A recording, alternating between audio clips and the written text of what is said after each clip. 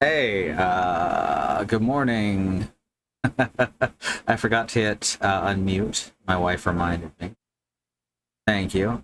And yeah, these new headphones um, are going to allow us to do, couch streams without having the volume turned all the way down. They make it so it's hard to hear my own voice. So actually, didn't even mean to go here. uh, we can cut out this intro. It's fine. Yeah. Let's start a clean intro right here. Hey everyone.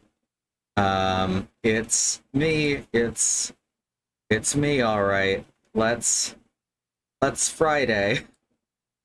I have bad aura right now, and possibly a circulation issue stemming from POTS. So if I need to duck out in the middle, I will. Okay, let's actually get to the game. Hi, love. Hi, wonderful, wonderful loves. Let's see. Now I can hit this button. There we go. Got Meg's monster on the screen, just as God intended.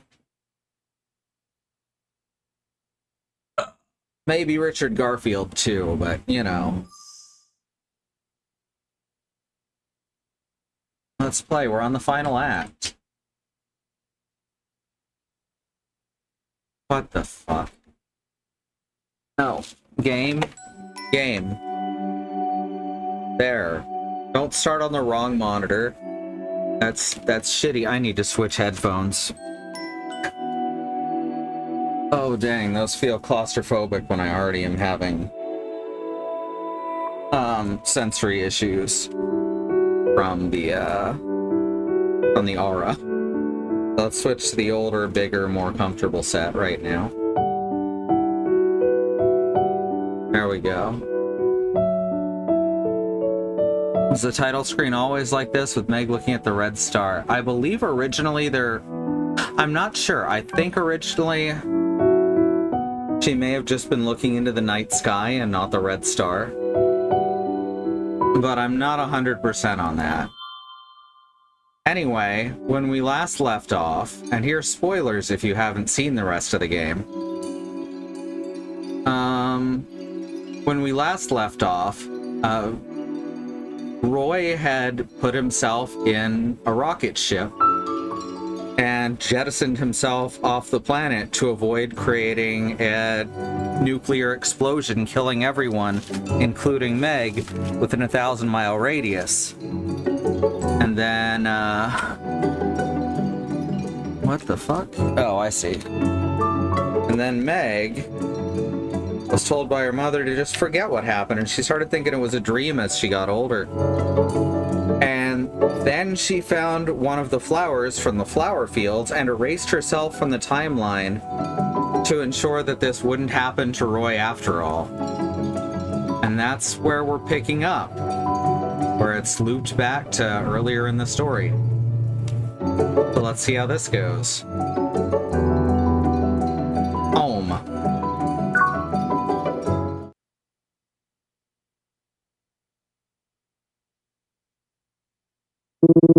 So, where's the fire? Right above us, bro. Look up there. Where?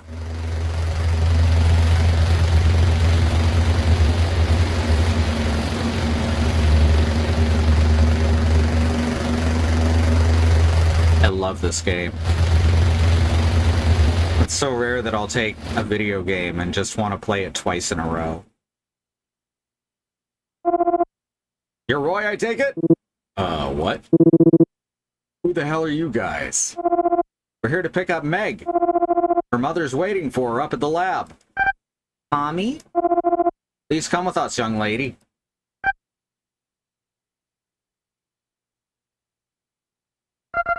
Listen, Meg.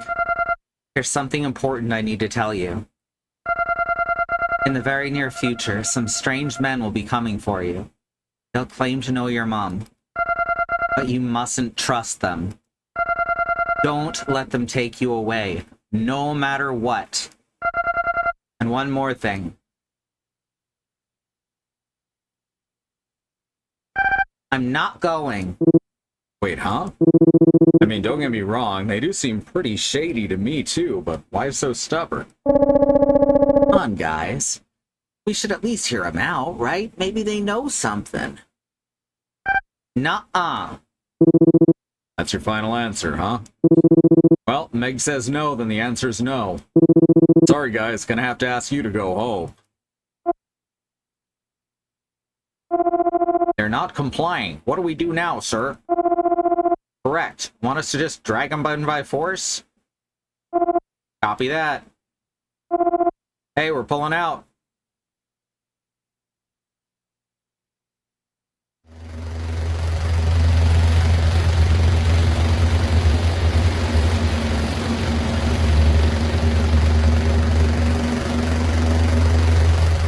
Yeah, I didn't go into this game expecting a time travel plot. Begging your pardon. Pray tell, were those humans you were just conversing with? What in the world is going on here? Oh, simmer down, Gustav. No need to get all spun up. But, this is certainly a cause for concern, to be sure. And Gustav didn't get shot this time. So as you can see, we have serious cause for concern here. That Roy fellow is now actively bringing human trespassers into our land. They didn't simply fall down here, they came and they went of their own volition. Now, Gusty, don't blow a gasket. I mean, regardless of Roy, do we even know what these humans are after? I'm also glad Gustav didn't get shot. We do not. But they just came and left without doing anything, right? Not sure what the big deal is. How can you still be so unconcerned about this? If we don't do something about Roy and his friends, who knows what will happen next time? Then why don't we just kill him and be done with it already? Well, we know that they were looking for a way up to the surface, don't we? Maybe we should just let them go and see what happens. Elder Sebastian, what are you saying? I mean, let's be honest here. None of us are happy with our current state of relations. Maybe those three could cause a chain reaction that leads to some actual quantifiable change. No, I mean, perhaps, but it sounds like we'll just have to split up and do what we each individually think would be best.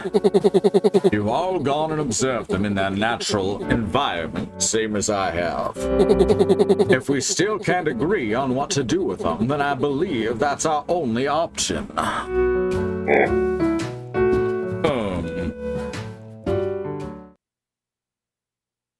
The next day.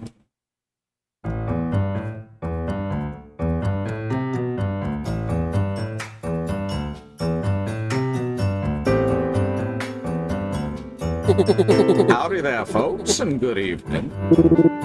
You again, Grandpa? The hell do you want this time? Oh, come now, don't be so cold to your elders, boy. Especially when they come bearing vital information for you. Oh yeah? What's that? Yes, well, meet me in the salvage yard where you attempted to escape the world above. Oh, and bring a ladder, would you please? I ain't got no ladder, old man. A ladder, huh? I feel like I saw one of those somewhere.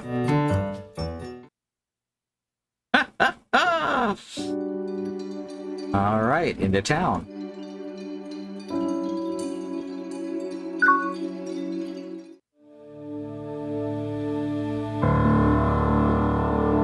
Any new dialogue? Hey pal, can I get you something to eat? Never mind. Oh yeah, probably no new dialogue. I hate to admit it, but I'm still no match for you. I'll challenge you again once I develop my own unique way of fighting. Okay, that hurt. That hurt. My throat's not that gravelly.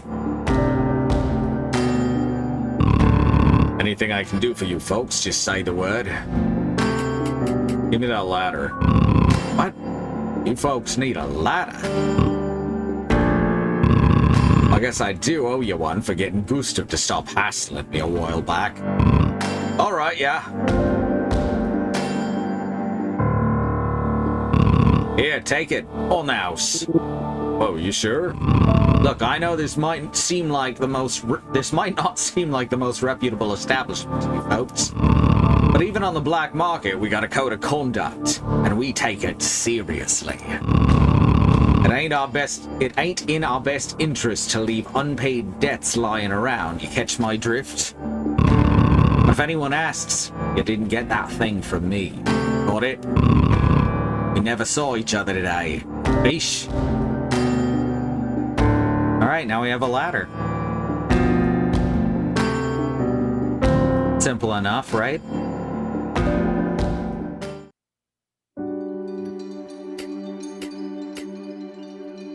Salvage yard.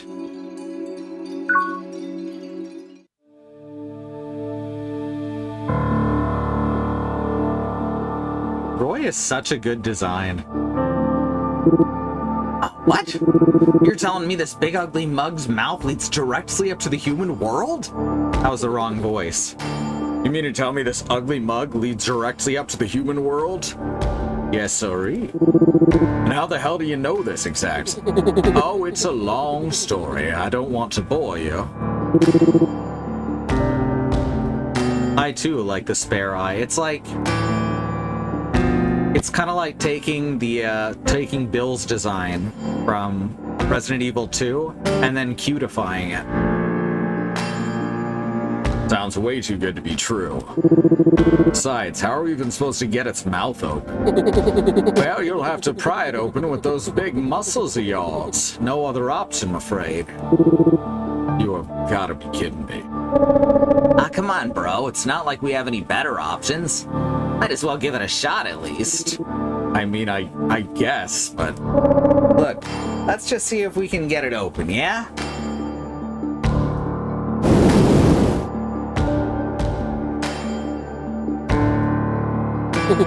There we are, and that ladder you brought fits perfectly, too. Well, I'll be damned. Looks like there really is a way through. And well, I guess it's like Golan said. We ain't got any better options, so we might as well give it a shot. Exactly, bro. Yes, well, it won't be an easy trek, just so you know. Take care. Alright, guess we better get going. Thanks for the tip, Grandpa.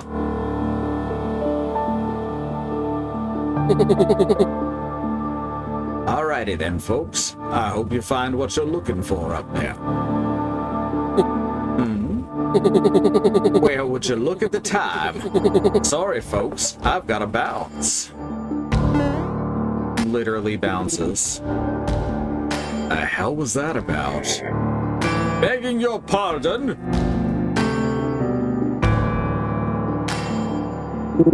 Oh, great. You again. Man, you are annoying. Trust me, the feeling is quite mutual. You would have been wise to heed my first warning. Yet it seems you truly intend to persist in this folly. I prayed it would not have to come to this, but if you truly cannot be reasoned with, then I will simply have to stop you by force. That's how it's gonna be, huh? Fine by me. Reasoning ain't my strong suit anyway. You're really gonna fight this guy, Roy? Seriously? I had a feeling we'd need to get scrappy, so I brought a machete along. You want to use it? Nah, I'm good. You hold on to it. I've got my magic tar, and that's all I need. How about you?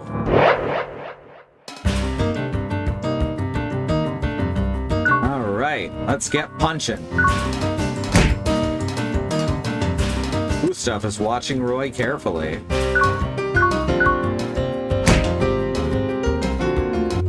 Still watching Roy carefully. Hey, what gives? You talked a real big game, and now you just want to stand there? Tell me, Roy, are you truly unwilling to reconsider? Sorry, pal. I see. In that case, I must attack you, or, sorry, I must ask that you send Meg away. Why? So you can get an easy shot on her? Trust me, it is for her own good. Once I unleash my true power, you do not want her caught in the crossfire. Oh, whatever. Step back, Meg. Good. Now, there is no cause for hesitation. Your actions have endangered the underworld. And now, I must protect my people! Gustav hits Roy with a Rainmaker Lariat.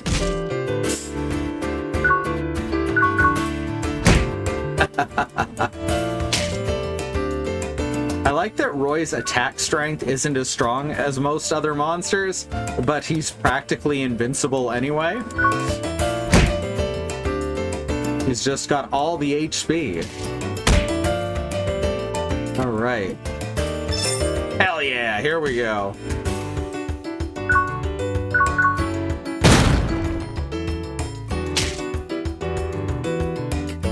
Whoops, didn't mean to do that. That's fine. The worst that'll happen is we have to start the fight over.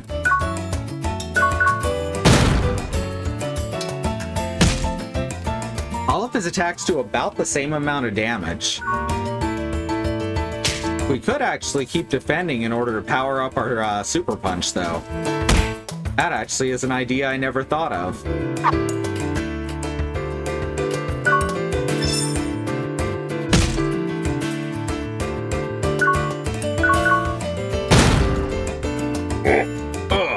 I have sustained more damage than I expected. However, I cannot allow you to break the neutrality pact. Why are you so afraid of making the humans mad? All they've done is force you into subservience to keep us trapped down here in a literal dump. I beg your pardon. I have dedicated my life to keeping my people safe. What could you possibly know? Gustav and Roy are grappling with each other. Enough fancy maneuvers! Let me see what you can really do! Show me your raw, unbridled power! Alright, here we go.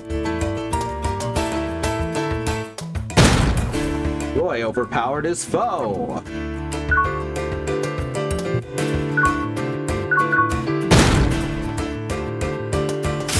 Oh, yeah, gotta start over. So I gotta guard the turn after it says he's gathering his power. That's what we've learned. Alright, I get to voice this again.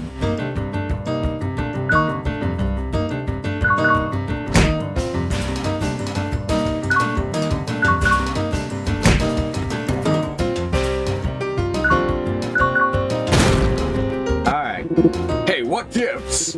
You talked a real big game and now you just want to stand there? Tell me, Roy, are you truly unwilling to reconsider? Sorry, pal. I see. In that case, I must ask that you send Meg away. Why? So you can get an easy shot on her? Trust me, it is for her own good. Once I unleash my true power, you do not want her caught in the crossfire. Ah, whatever. Step back, Meg. Good. Now, there is no cause for hesitation. Your actions have endangered the underworld. And now, I must protect my people! I love Gustav's little catchphrase. I actually don't know what you're referring to, and I feel like I missed something. Alright, guard. Then guard. Alright, and then fearsome punch. Alright, so the 1-2 punch is slightly more powerful.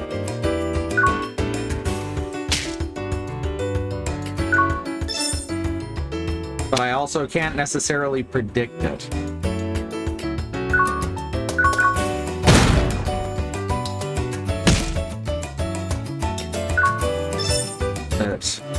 No, it's Rainmaker, attack, and then 1-2 punch. Means now he's gonna 1-2 punch. Yeah, okay. It is predictable. So we guard through the first two and use our attack.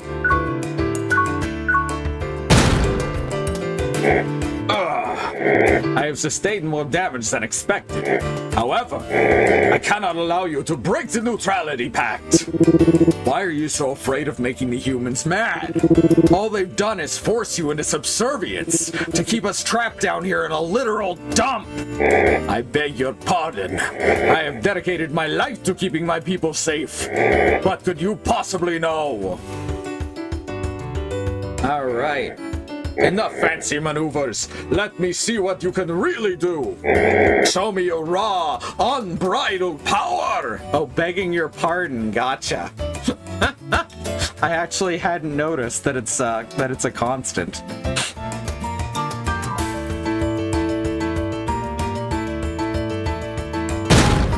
There we go. Fend him off. Then we want to use Magic Tar, because now he's gonna stop and wait. Now we hit guard. Crushing tackle, only 21,000 damage.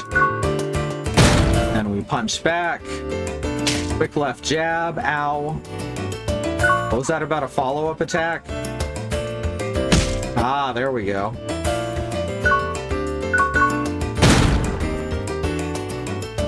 Oh, shit. I'm not good at button mashing.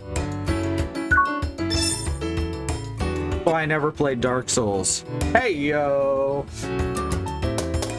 Alright, now we guard. Got a crushing tackle. And we attack. Quick left jab. But this should finish him off, right? Yep. Belroy. It seems I underestimated your resolve. You are hell-bent on breaking the neutrality pact. No, I don't give a damn about any of that. I just want to help Meg find her mom. I see.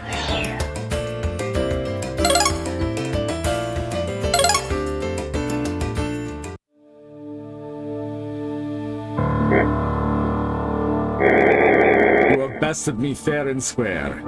There is nothing more I can do to stop. If it is truly your intent to go up there, then be gone with you. Yeah, that's exactly what we're gonna do. Thanks. You have bested... Oh, same thing. There we go. Alright, into the tunnel. Well, Sure is dark in here. What's that weird fleshy smell? I don't like this one bit, man.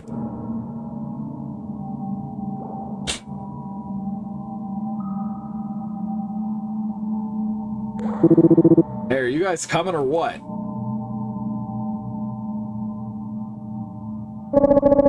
and I want to get out of here ASAP. After that, I'll probably chop off Roy's left leg.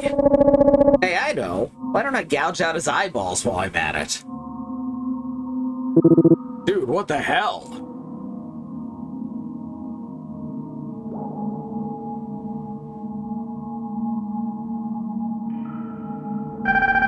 Ew, it's all slimy and gross in here. I hate it. But it's still way better than Roy's nasty house. I don't ever want to go back there again. What's gotten into you guys?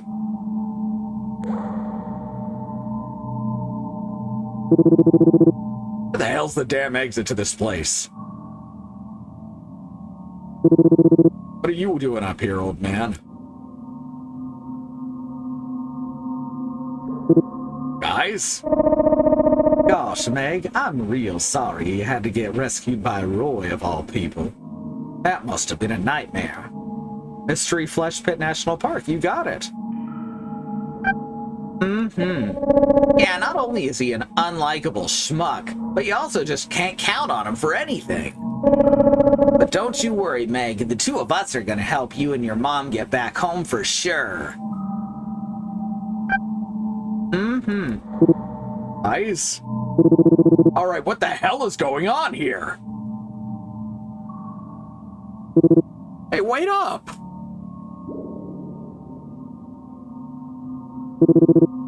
Where are you guys going? Don't leave me here all alone.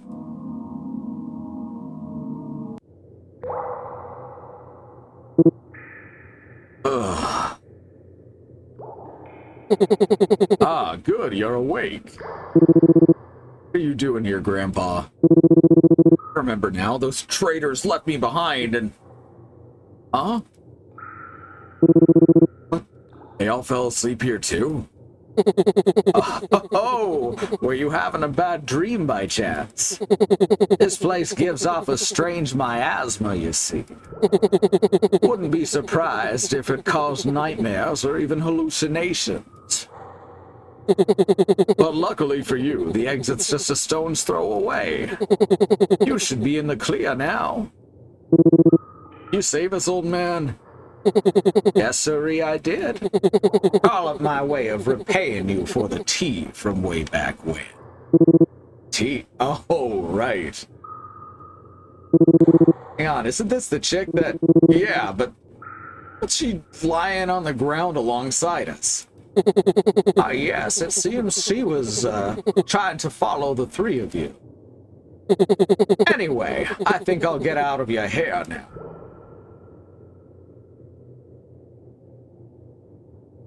What the? Was I sleeping? What's up, dude? Nothing. Sorry, don't worry about it. Roy, you jerk. Whoa, what'd I do? What? It was just a dream. Never mind, I think I get the picture. Morning, Roy. Hey. No way. If I wake her up, there'll be hell to pay. She should be safe here. Let's just leave her.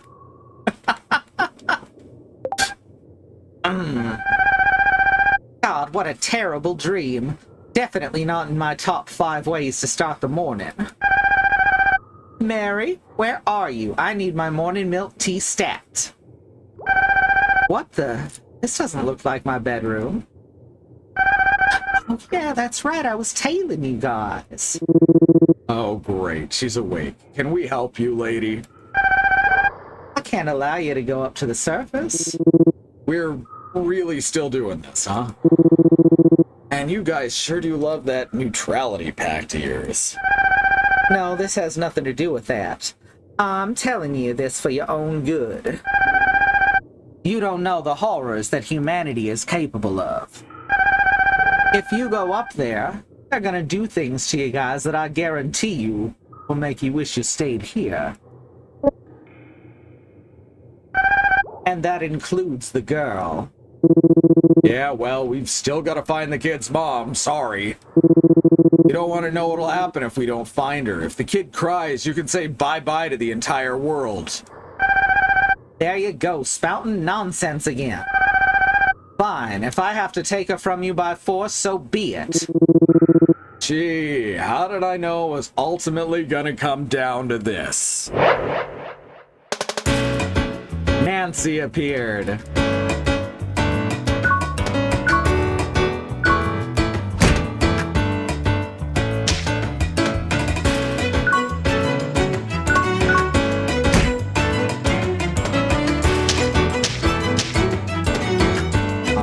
All right, we got this.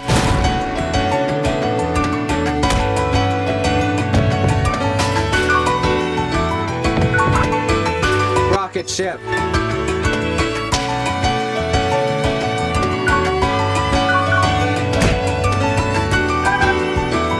Playtime is over. Let's see if you can keep up with this. Nancy is about to launch a multi-hit combo attack. Use the cursor and the action button to block the punches.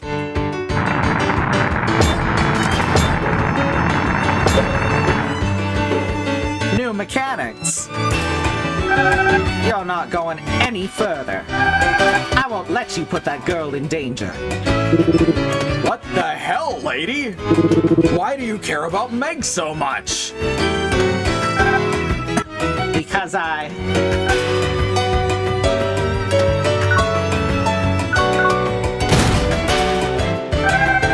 Why do I want to keep that child safe?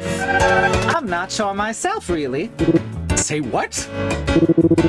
Then why the hell are you trying to stop us? Now, a long time ago, when we first signed the Neutrality Pact, we released a lot of anti-human propaganda so that none would ever be able to escape.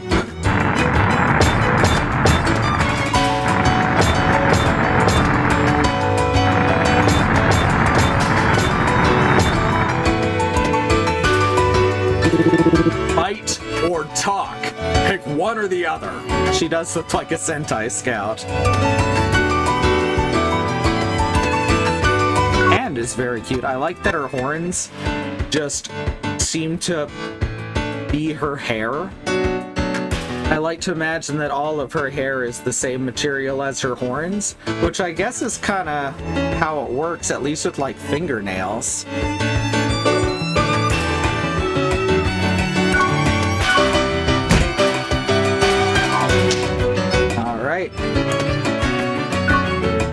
Let's see, 7 plus 7, 7 plus 8 plus 9. 15, 20, yeah, we can take another hit.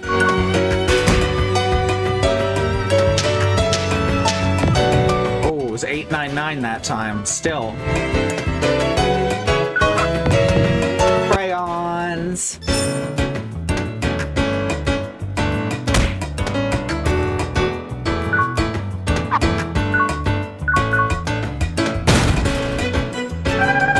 Thanks to that propaganda, basically every human that fell down here was promptly gobbled up by some monster. And I never saw anything wrong with that. But when I first saw that little girl, I couldn't help but want to protect her. I know that makes me a hypocrite, but I don't think I'm the only one, am I? I feel like Sebastian especially is just one big walking contradiction. What do you mean by that? If you beat me, I'll tell you after the battle.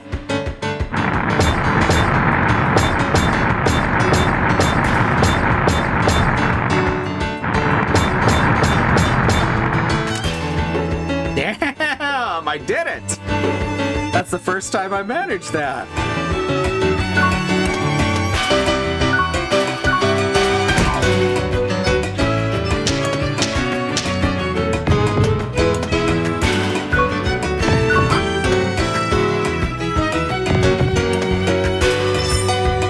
We got this.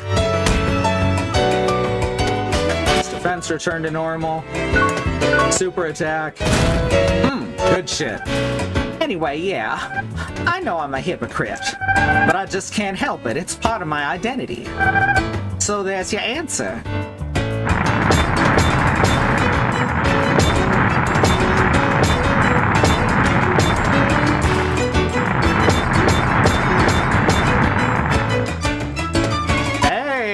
Again.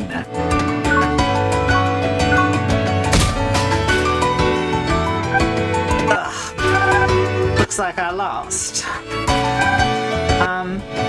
Miss Nancy, thank you for being worried about me, but I really need to find my mommy. Right. Of course. Every child needs a loving parent. How could I forget something so simple?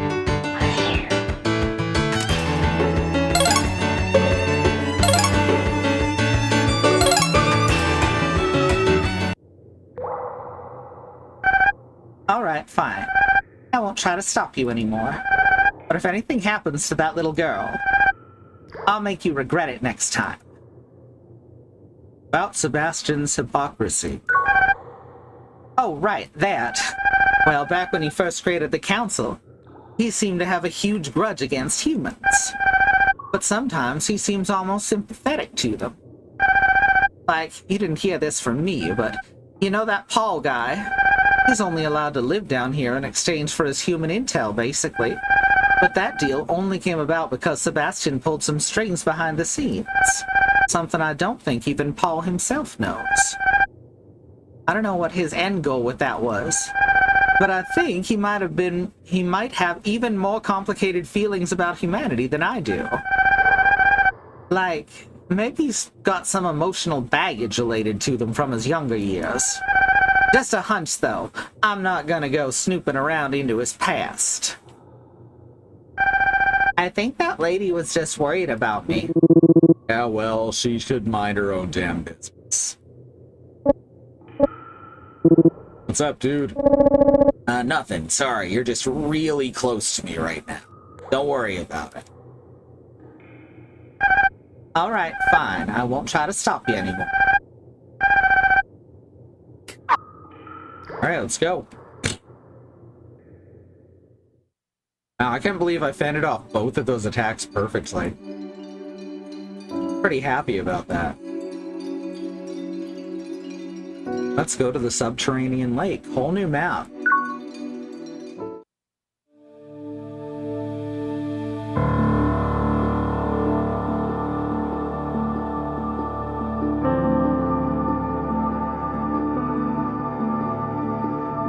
Because the thing that every RPG needs is fishing.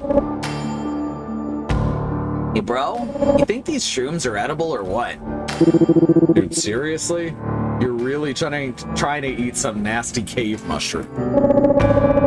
Says the guy who eats literal sludge every day. But seriously, bro, we have no way of knowing how much further we still gotta go to reach the surface. We've gotta eat something sooner or later. What do you say, Meg? Feel like having a nice juicy mushroom? I wouldn't do that if I were you. If a human like her ate one of these, she'd be dead in minutes. What are you talking about? I heard humans eat mushrooms all the time. You fishing in FF14 right now? Excellent. There are thousands of different varieties of mushrooms, some edible and some deathly toxic. And make no mistake, these are nothing like the ones you might find up on the surface. After all, you do know what this world is, don't you? It's a dumping ground that the humans have been using to throw their most volatile waste into since time immemorial. And that's exactly how this world was created. So it stands to reason that anything that grows down here would only cause humans harm. Huh. Never thought about it like that. Yeah. Quite frankly, it's a bit of a miracle that the child survived under your care for so long.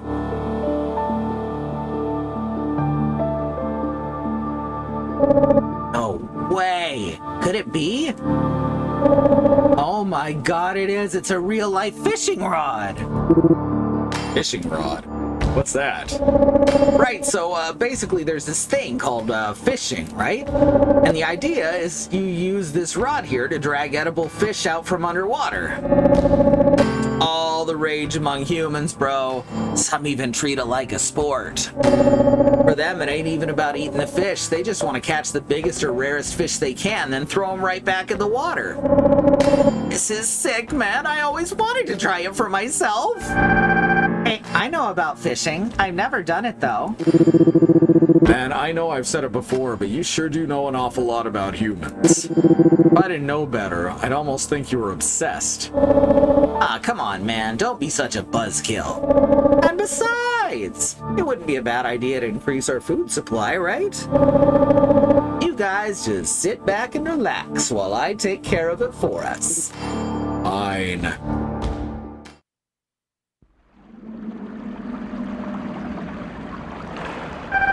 You think he's gonna catch anything? Still nothing? Hey, don't rush me, man. I only just got started. I got one. That looks like trash to me. Aw, dang it. Oh, there's plenty of fish in the sea. I ain't giving up yet.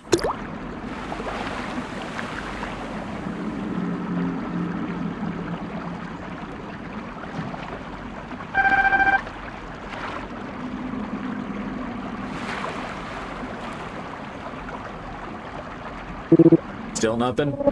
Quit rushing me. Fishing's supposed to be a very slow-paced pastime. 1 sec.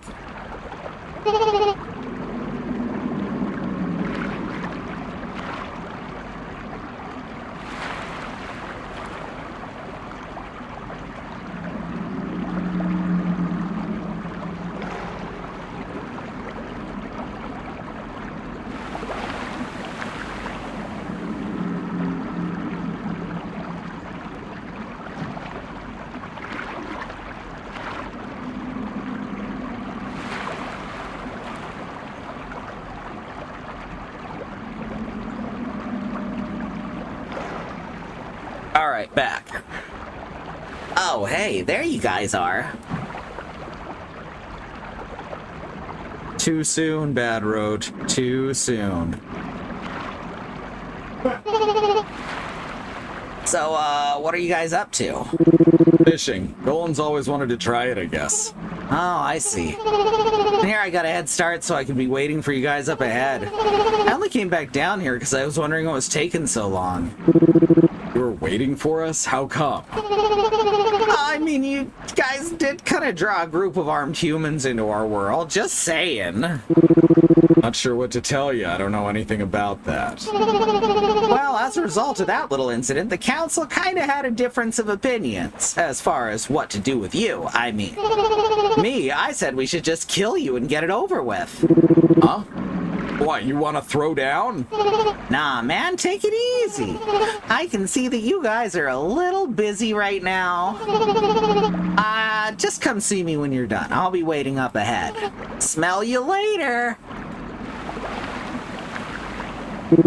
Great, just what I wanted. Another annoying battle. Hey, I got another bite, guys. It just looks more like more trash to me. And fishing's harder than I thought.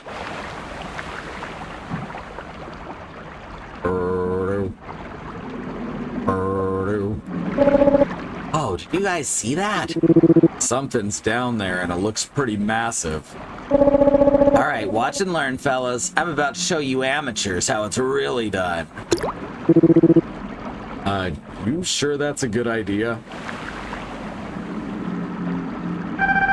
It was so big. Did you see it? You sure you can handle that thing? It's pretty friggin' big, dude. Trust me, I got this. Watch me. He ain't biting. Hey, Roy, got a sec? What's up? So I was thinking maybe I just don't have the right bait for this big lug. Bait? Yeah, something tasty that'll lure the sucker in. Could you take a look around and see if you can find anything that fits the bill?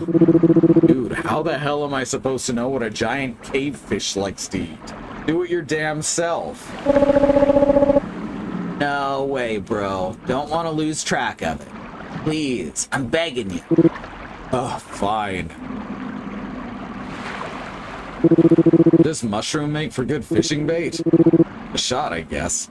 Not like there's anything else around here. This is all I could find. Oh, hey, one of those shrooms from earlier. Got a weird glow to it, but that might actually be perfect for these purposes. Hand it over, man. I'll just hook it onto the rod here, and bam, we're all set. Oh ho! Whoa, I got him! Hook, line, and sinker! Man, he's a feisty one!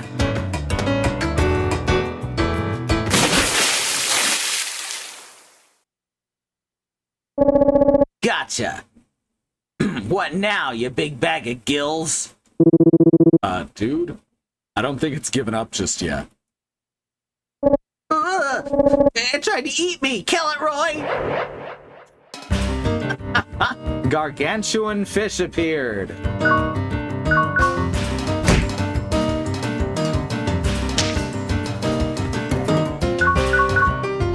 It's thrashing around like a Magikarp.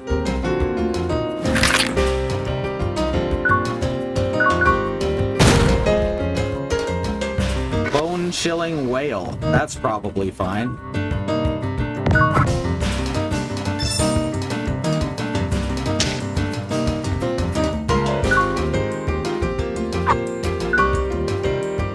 There's the mighty jaws.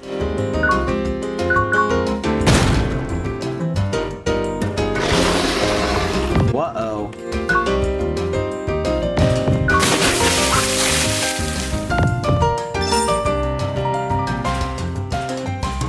Oh no, a torrent of water. Damn fish jumped back in the lake. The hell am I supposed to do now? Roy, use this.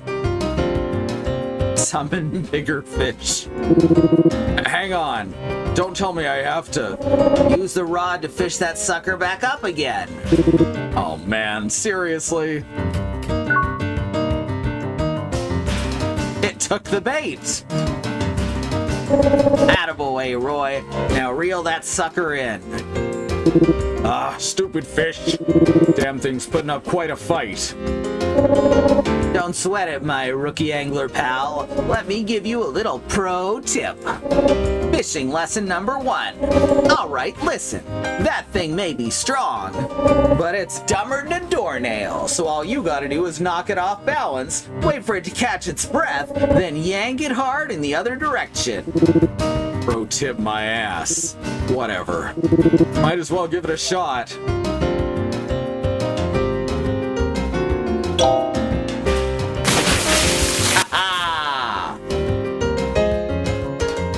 Exactly, Bad Road. That's it. Nice going, Roy. Now show him who's boss.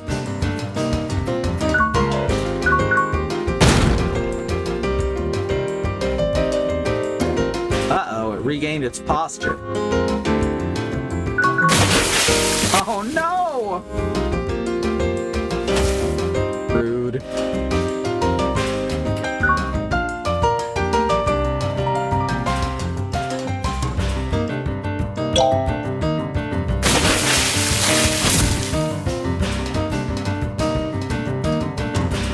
And punch.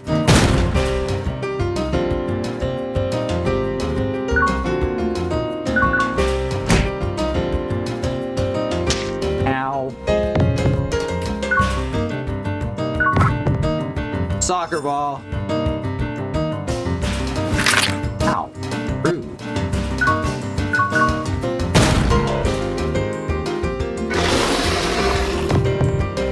It's chilling my bones.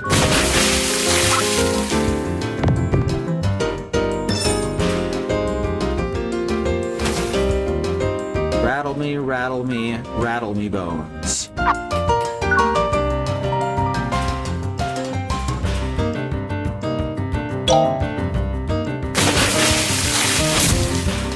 All right. We've about got this in the bag. The tasty, tasty bag.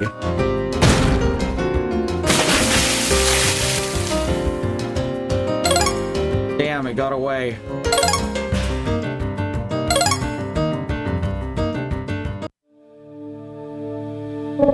Attaboy, Roy. We're both bona fide anglers now.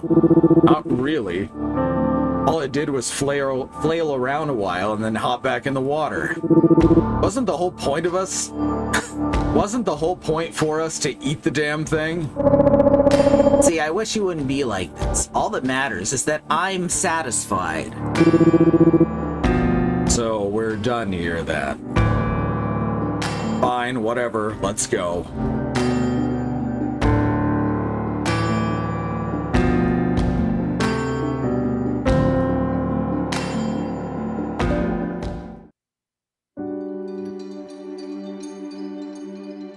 Crystal Cave now.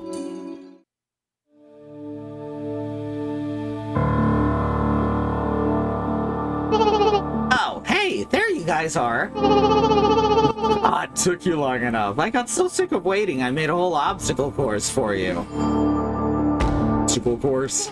Yeah, check it out. Power on. Whoa, what the hell? Well, you think you can safely navigate this unending barrage of arrows and broccoli to reach the other side, folks? Try not to lose your balance, because it is a long way down. I'll be waiting on the other side. Arrows I get, but what in the hell is broccoli? Dear God. So this is what broccoli looks like. What even is it? Some type of food, apparently. The bane of every human child's existence, from what I'm told. I hear some kids can't even look at the stuff with breaking down in tears. Without breaking down in tears. Talk about playing dirty. I hate broccoli. See what I tell ya.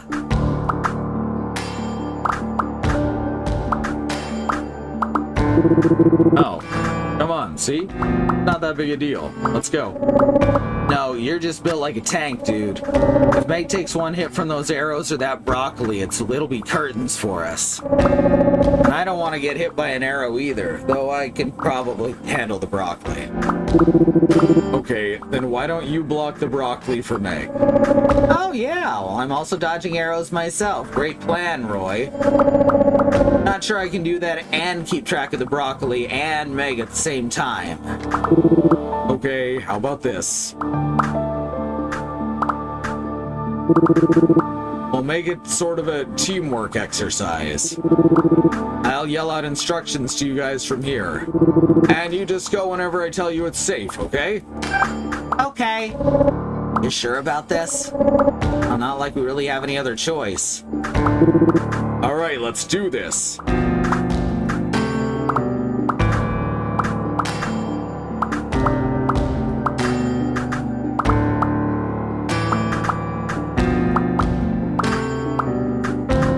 There we go.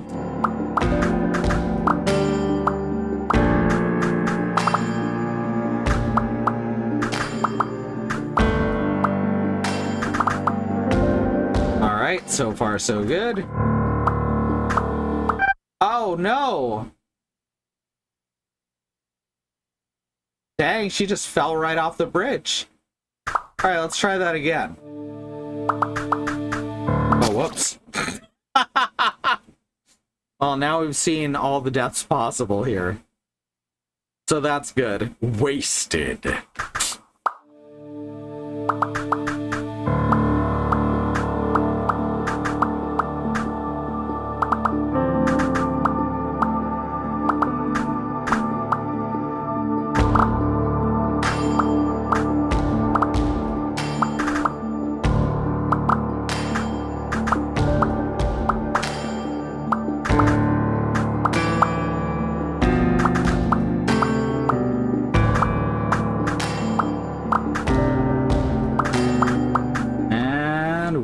Done that part.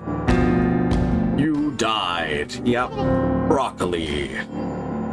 Just the Dark Souls "you died" screen, but it just says broccoli. Hey, nice job. Way to not fall to your death. Man, that was a pain in the ass. Why in the hell would you ever build that? Because it's fun.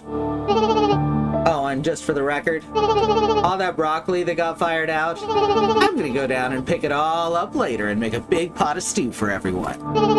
So don't worry, no food went to waste in the making of this obstacle course. You can't be serious. Okay, next obstacle, power on! Let's see how you fare against my zappy hot lasers this time. Where the hell did you even get something so dangerous? Well, it's human tech originally. I just had old man Sebastian tweak him to be extra deadly for me for times like these. Times like these? Just how often do you do this? Though I'm guessing they still won't put a dent in Roy. I was hoping to make them so deadly they'd reduce even a big guy like him to ash at the speed of light, but alas. The old man said the equipment's too old to risk upping the output. Always gotta ruin my fun. Anyway, I'll be watching from the other side again. Try not to die too quickly now. Yeah, this ain't nothing. Seriously? Man, if it's that easy for you, I wonder if I could survive it myself. Wanna give it a shot? Yeah, no, thanks. Not when I've only got one life to lose. Alright. Now...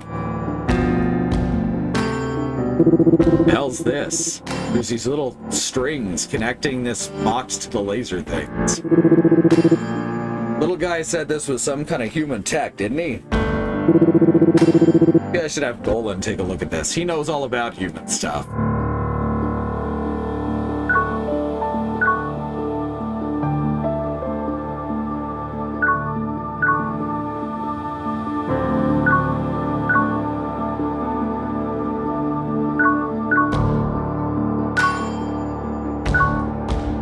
There we go. Colin, what's wrong? Oh, nothing. Don't worry about it. You're acting kind of weird.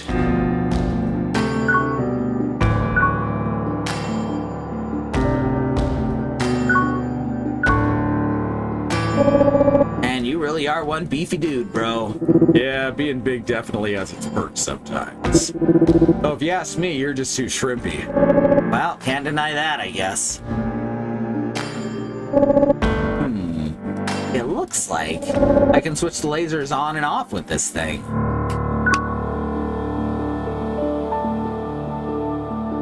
Red button. Oh, green button. And blue button. Alright, so we gotta leave Golan here. Get each of our intrepid heroes across. Wait up, Roy. What is it? That ground doesn't look too sturdy, bro. Pretty sure if you or I try to walk over that, it'll totally crumble. Meg might be able to get across safely, though. Oh yeah. Look at all these little cracks.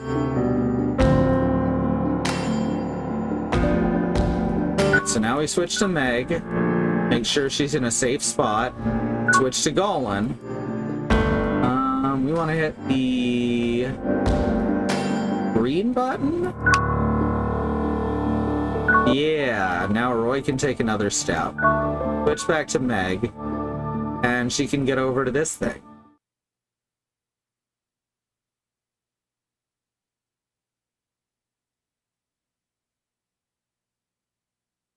Stupid freaking bracelet. Anytime I try to do anything, I gotta look at this ugly thing and be reminded all over again.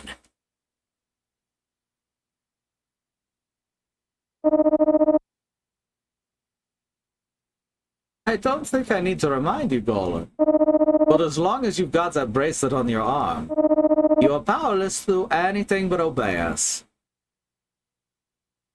CDO had looking for ham and looking for broccoli. I presume because of typos on looking for group. That sounds about right.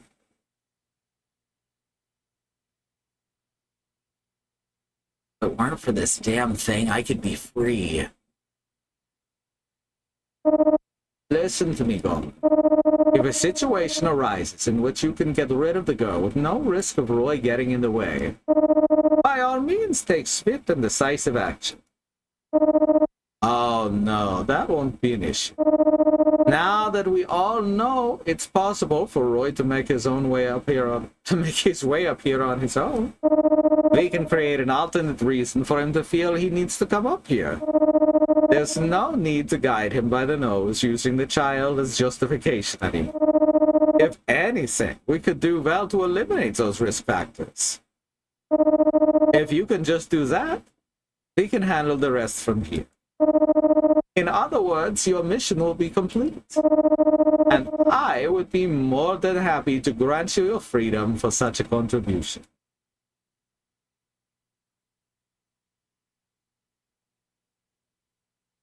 I push this button right now. Get Meg with those lasers. She'd probably die instantly, basically no pain whatsoever. Roy would probably beat the hell out of me, but I could insist it was just an accident. Probably wouldn't kill me for it. Plus, I mean, come on, it's my first time operating this thing. Everyone makes mistakes. And if you really think about it, if we hadn't found Meg when we did, She would have totally been monster food by now. She was bound to die down here at some point. It's hard to pin the blame on me alone. Alright, let's do it. All you gotta do is switch these lasers over. Come on, Golan, before you start to getting cold feet. Just do it already.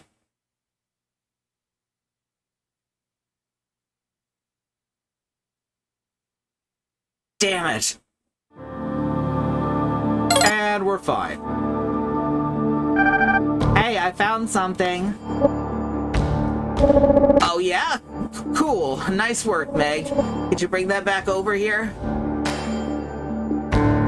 Alright. Now we need to clear out the left side. Red? Yes, red is safe. Move Roy here. Egg here. Switch back to Golan. Switch it to green. Back to Roy. Now Golan needs to hit blue.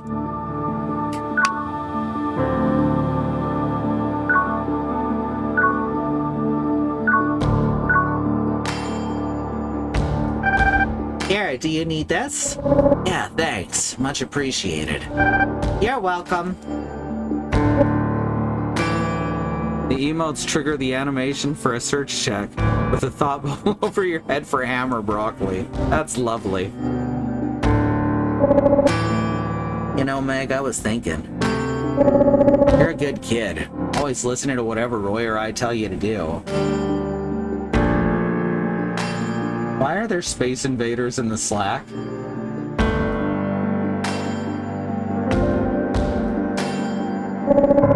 But doesn't it scare you a little bit, having to trust a couple of monsters like us? No, why would it? You're the good guys, of course I trust you.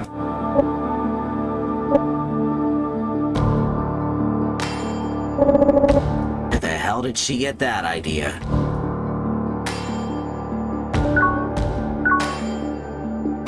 Milky Way emoji, it makes Space Invader confetti. Oh, good.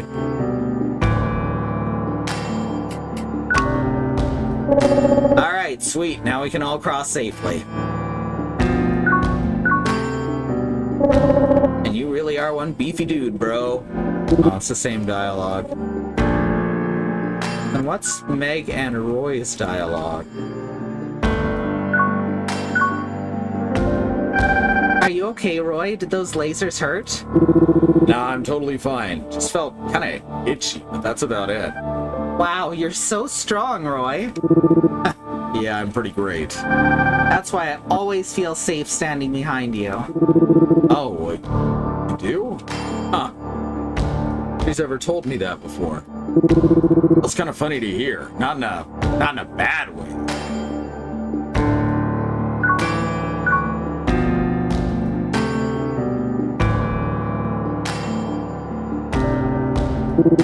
Nice, we finally made it through.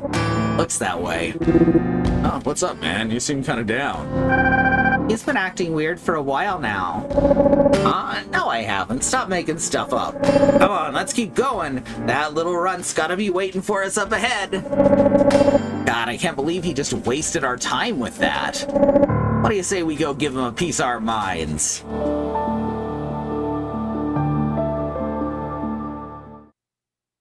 I like Golan.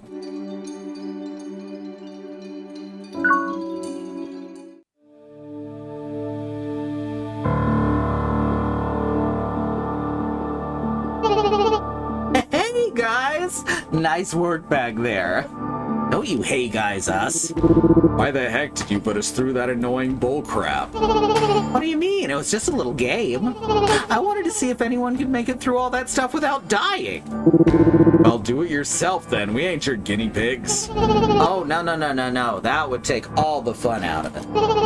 Oh, and just so you know, the game's still not over yet. I got 2 cards here, and I want you to pick one of them. Is there a point to this, or are you just stringing me along for no reason? Don't think about it too hard. It's just to help me make up my mind. Just pick whichever one feels right. I mean, I guess the one on the right feels right. Right? So that's your card, eh? See, I told the other council members we should just kill you and get it over with. Figured it'd be more fun than just dragging it out, you know? The hell? So you are looking for a fight? Well, no, because the old man Sebastian felt very differently. And I mean, I can totally understand where he's coming from, too. Which is why I decided we'd make a game out of it. Whether you live or die all depends on you. It's more fun for me this way anyhow. So here's what we're gonna do. I got 2 cards here, and one of them's a joker, right? And if you pick that one, I'll kill you right here and now. Go on, flip it over. The anticipation's killing me.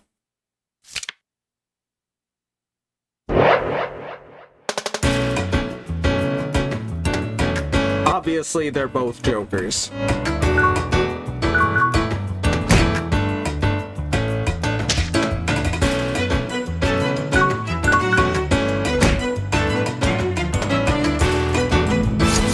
Ouch.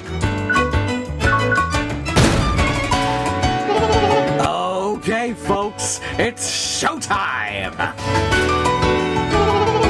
I'm gonna flip these cards and shuffle them around. If you can find the Ace of Hearts, you win! But if you can't, I'm gonna force you to drink this Earl Grey tea. I hear it's infamously disgusting. Huh? I don't want to drink that crap. Too bad you don't have a choice. But don't worry, it's apparently quite healthy. Okay, it's shuffle time.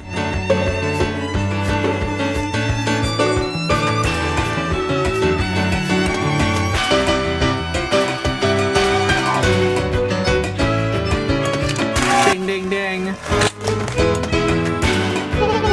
Wowie zowie. Wowie zowie. Woo-hoo. You actually got it right. I knew you had it in ya.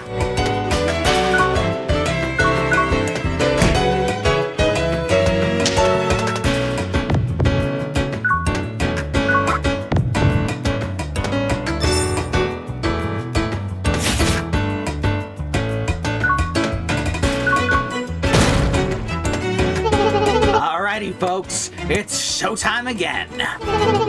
Things might be a little harder this time.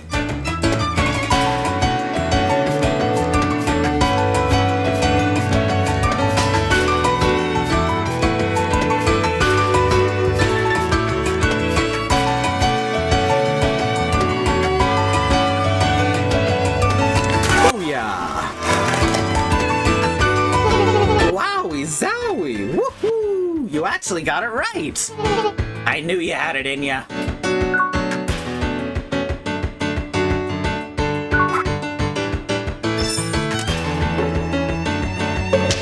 Oh no.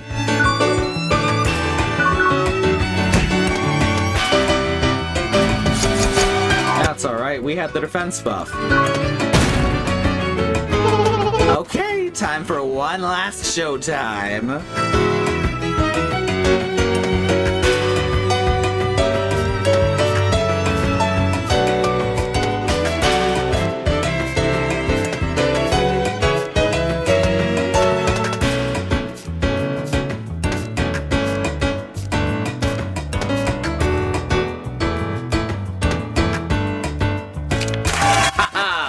You can't distract me, turtle. You didn't even get distracted by whatever that weird thing was.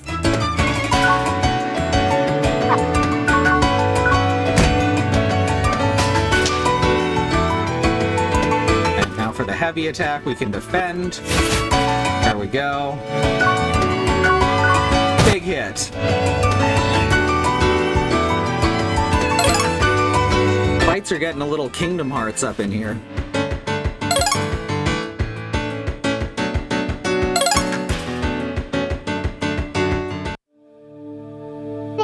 Well, shoot! You're stronger than I thought. Color me impressed. I admit defeat. I won't get in your guys' way again.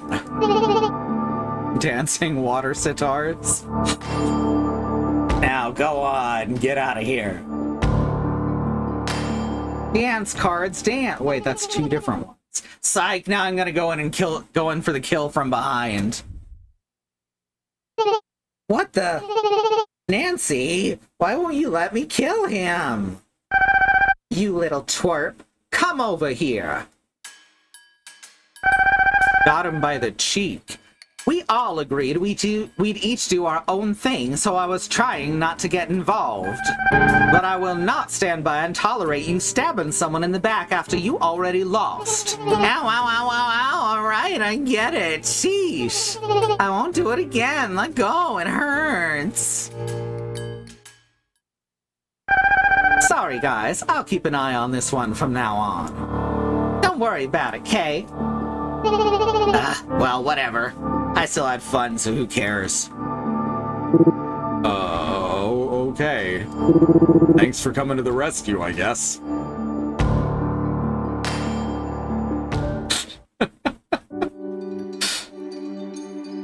Destination, Outer Wall 1.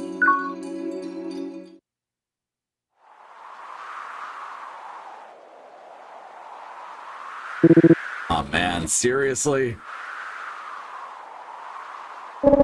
Oof, looks like the bridge is out. Can't go any further like this. Guess we'll have to turn back. Can't we just go straight up? This totally seems climbable, man. I mean, yeah, maybe for you, you big brute. What the heck are me and Meg supposed to do?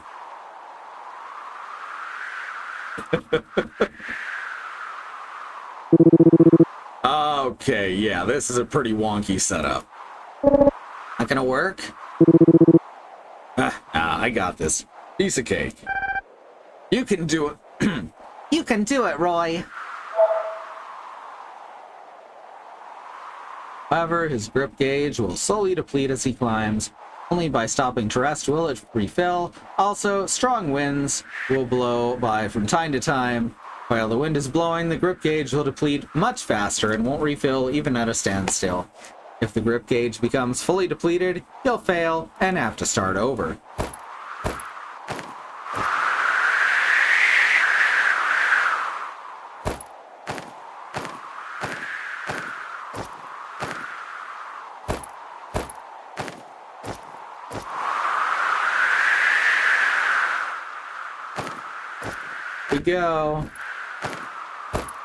We go up the sheer cliff face. I'm getting over it with Bennett Foddy. Kinda funny, you know? Feels like this is how things always play out with us. What do you mean? I mean, you two are like an inseparable duo by now. Meg needs your protection to survive and probably wouldn't be alive right now if it wasn't for you. Thanks, Roy. Don't mention it. I feel like you need her just as bad, Roy. I mean, if she hadn't ever showed up, you would have probably gone your whole life doing nothing but sitting at home and shoving magic tar down your throat. Ah, stuff it, man. That's old news. And there's me.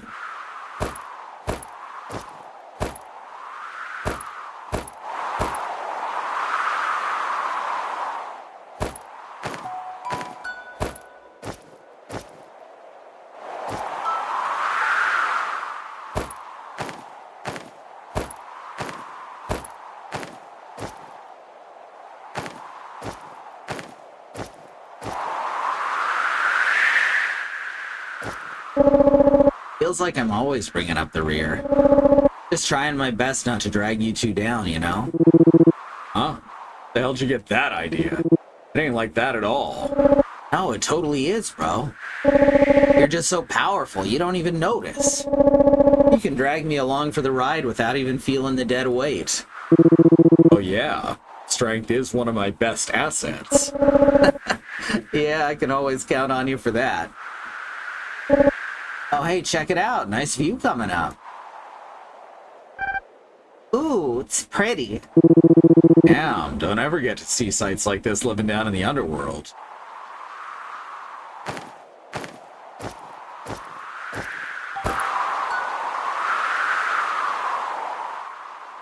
you think Roy's ever drank water in his life?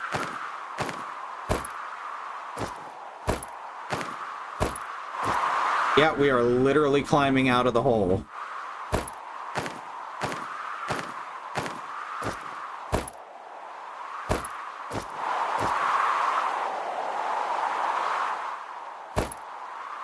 He's right. I even would have dreamed I'd get to see something like this one day. All thanks to these two. Roy's changed so much since Meg showed up. I have too, thanks to him dragging me along. Now look at us. We're at the top of the underworld.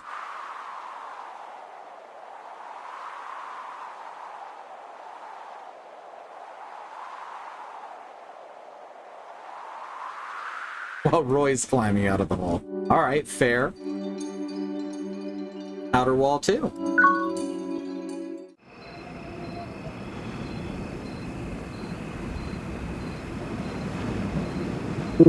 What you doing here, Grandpa? How the heck did you get here anyway?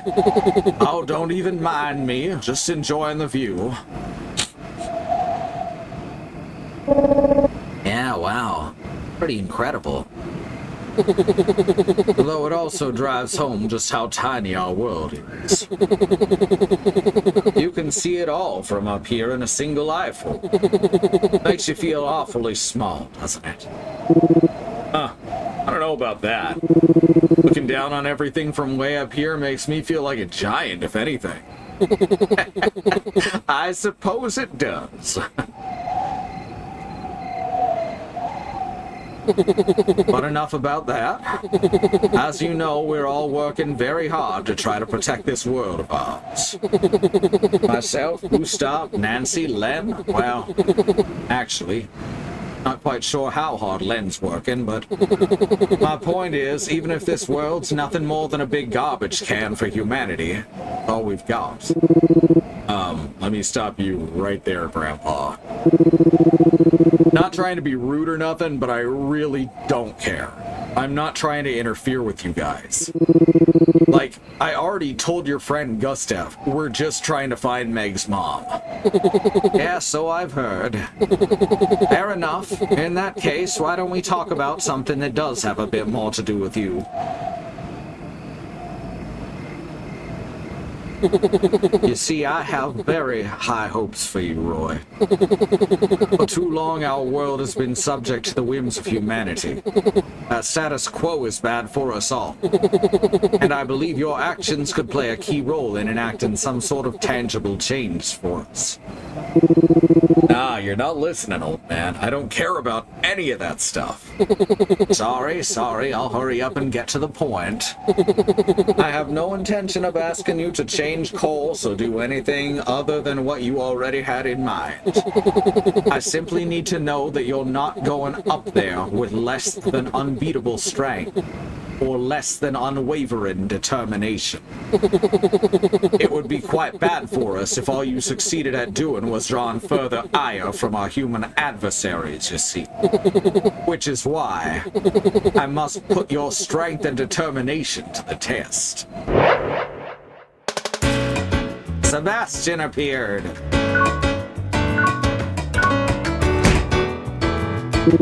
Sheesh, man. You're pretty buff for an old geezer. Want to know my secret whippersnapper? Early to bed, early to rise, always exercise. And have an electric power drill. Damn! It's got some pretty brutal weapons, too. But aren't those human weapons? Indeed they are. Modifying human tools to be more effective is a specialty of mine, actually. You are one badass grandpa.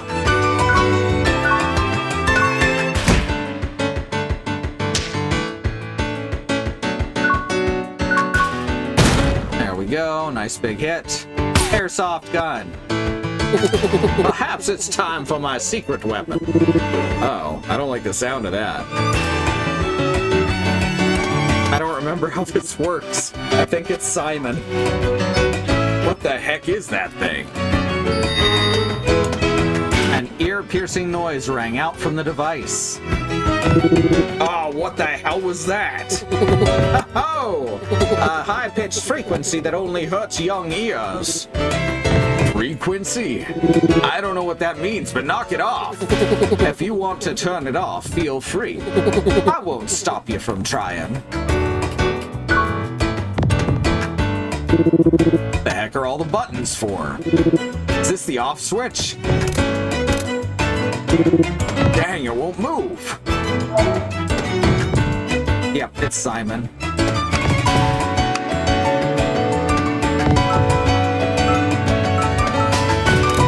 Hooray! Changing modes. Switching to anti-elder frequency. It sounds like the device changed frequencies. Huh? I don't recall installing that mode. Haha, fucker.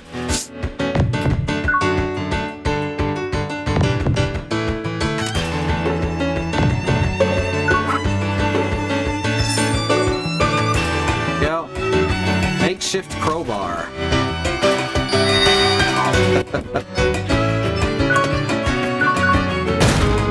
Just keep on punching. That's the secret. Think it's attack then a tool each time? No? Huh. We can just let that thing take him out till he decides to switch.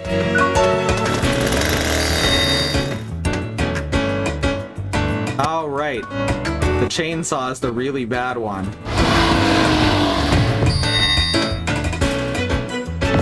Let's see here. Bastion started fiddling with the device, switching to anti-youth frequency. Oh, fuck. Damn it, not again. You're gonna make Meg cry. And then the whole world's gonna end, genius. The tears will end the world, you say? My, what a bizarre thing to suggest.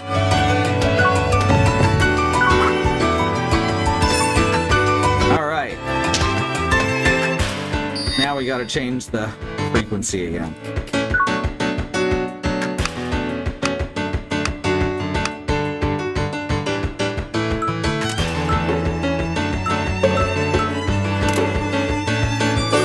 Changing modes. Switching to anti-elder frequency. Ow, rude.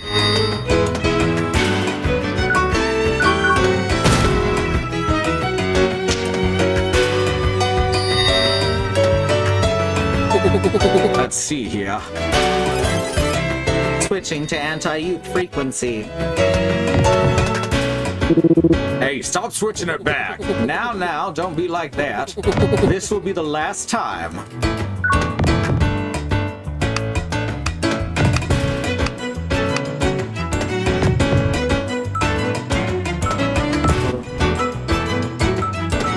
There we go. Changing mode, switching to anti-elder frequency. Meow.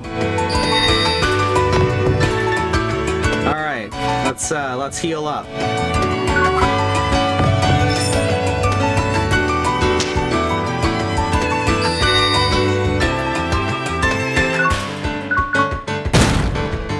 Almost there.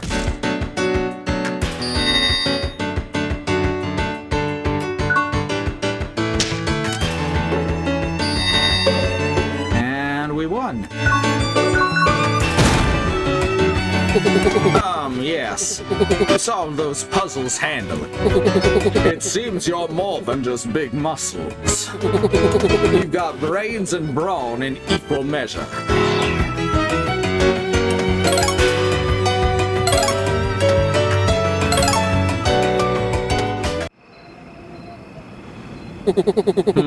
Yes. From what you've just shown me, I have no reason to doubt your abilities any longer. You know what it is you must do, so I think it's high time this old poop minded his own business. Sounds good, Grandpa. Oh, wait, one more thing. What What is it? You mentioned something a moment ago about how the world would end should that little girl ever cry. Could you tell me a bit more about that? I mean, sure, but I know you probably won't believe me.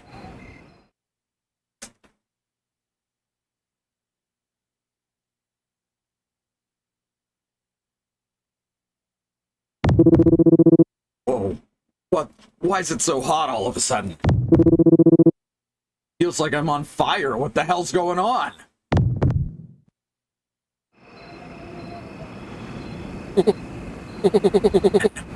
No, it can't be. Are you? Never mind. Anyway, I think I can trust that what you're saying is true. Thanks, man. We're gonna head out then.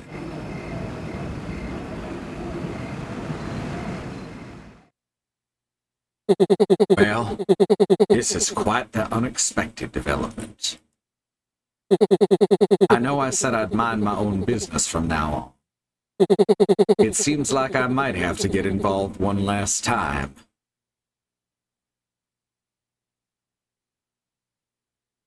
Alright, now we're gonna go to the break. Before we do that, may I remind you that there is a civil rights movement happening around the world, around the country, the wider world. Black Americans, people of color, are fighting for things that shouldn't have to be fought for, like equal rights, equal treatment under the law, and to not be attacked, terrorized, and even murdered by the police. We have ways listed here that you can help. These include the Bail Fund Network to help keep protesters out of jail, the Oprah Project and the Black Trans Travel Fund to help Black, trans, and non-binary people with food supplies and travel out of dangerous situations, and the Black Hills Legal Fund, the Lakota People's Fund, to take back their land, the Six Grandfathers, which was stolen by white people, arbitrarily renamed to Mount Rushmore, and then had some white slave owners' faces carved into the side of it. Under the second command are more ways you can help. These are all current campaigns. These are things you can do right now. They are kept up to date by my wives Joy from the chat with us right now. They are September and Remy, all one word. So please let them know if there is anything else that needs to go here. Black lives matter, lives of people of color matter, indigenous lives and lands matter, Asian Pacific Islander lives matter, and these are things we've got to keep saying and pushing and fighting for, till the people all the way to the very top not only understand and acknowledge them, but more to make them real protected truths. Alright, we're going to go to the break. I'm going to run some ads. We have no stance on ad blockers, so you'll be looking at this for a couple minutes, and then I'll be back with more Meg's Monsters. See you then.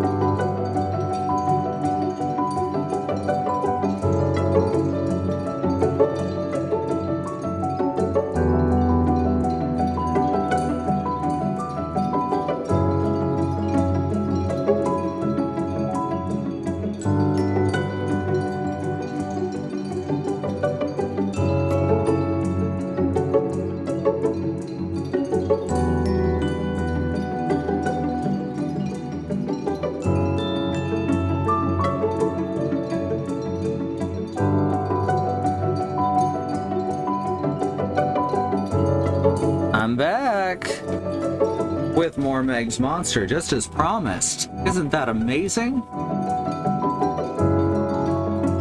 Getting real close to the end now. I don't know if we're actually going to finish it tonight. I may have to go late for that to happen. We'll see.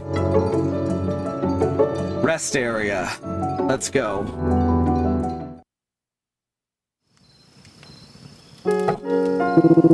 And you humans sure do get tuckered out easily. I mean, the lab's just a stone's throw away now. Sure, it would have been nice to sneak our way in during the night, but no! Go easy on her, bro. She's just a kid. I'm hungry.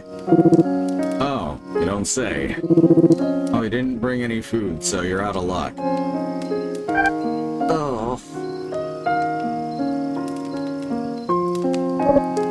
Well, guess I'll just have to break out the big guns.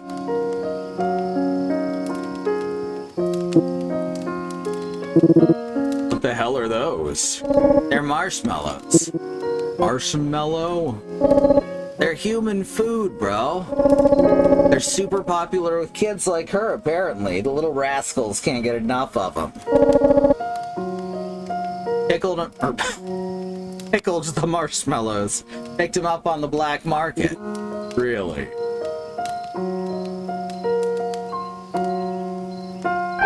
Yummy. Said it's super hard to find a full bag that hasn't gone rotten like that. I think I kind of got ripped off though. But hey, at least they came in handy.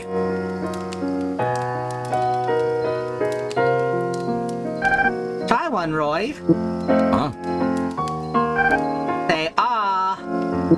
What, you mean open my mouth? So, do you like it? Well, I mean, it certainly ain't bad.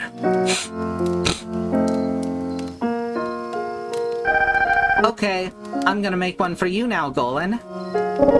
Oh, sure, thanks. That'd be real nice.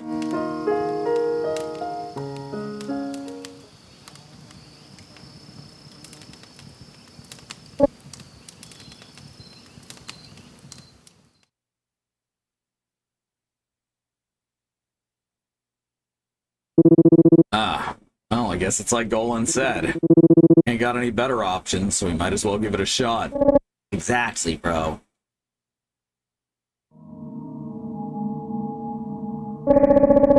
Oh, it's pitch black in here. I can't see a damn thing.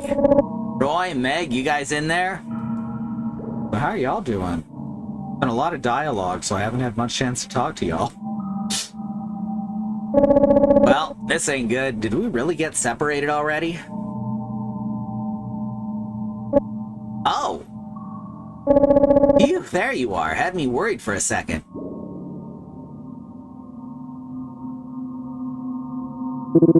Oh, Golan, glad you're okay. It's so friggin' dark in here, I can't see a damn thing.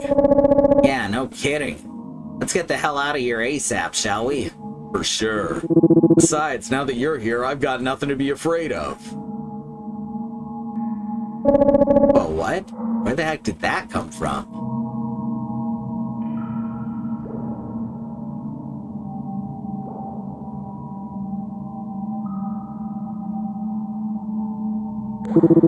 Sorry for always dragging you along with me like this, Golan. Oh, seriously, what's got into you? You know, you're the only one who's ever stuck with me through thick and thin, man. Really grateful to you for that. Cut it out, man. I'm really not all that great. Golan having the exact opposite nightmare as Roy.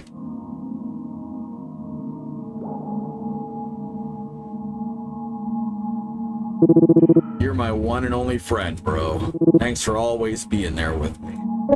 Stop saying that! How's the mission coming along, Golan? What are you doing here? Don't forget, Golan. As long as the bracelet's on your wrist, you have no choice but to obey our every word. So in fairness, we did create you, and it's not as if you have anything better to do either. I mean, you certainly don't have any friends or loved ones who care about you, that's for sure. What are you talking about, man? Olin and I have been best buds our whole lives. Ain't that right? Exactly, Bad Road. Wow, Golan, this is truly impressive work.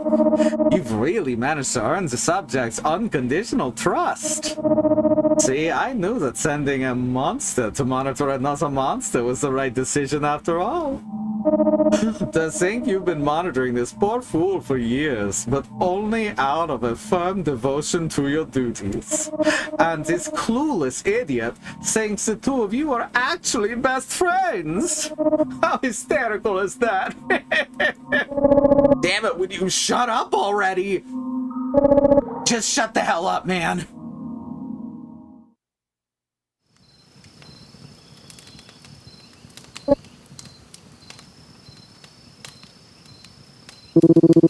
What's up, man? Keep looking down at that bracelet of yours. Never understand why you love that thing so much, dude. It looks pretty damn lame if you ask me. Nah, you don't get it. I'm not wearing it because I think it's... Listen, man. I'm gonna go for a little walk. Huh? Sure, dude. You do you. I piss him off.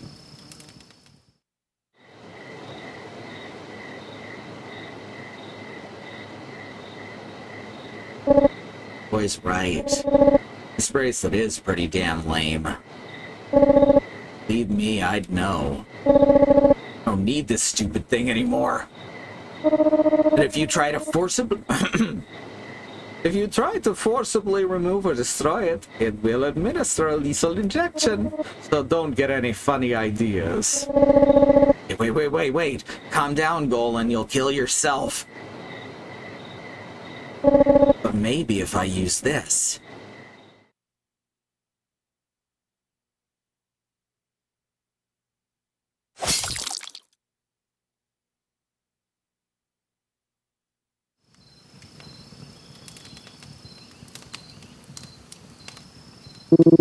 Oh, hey, you're back.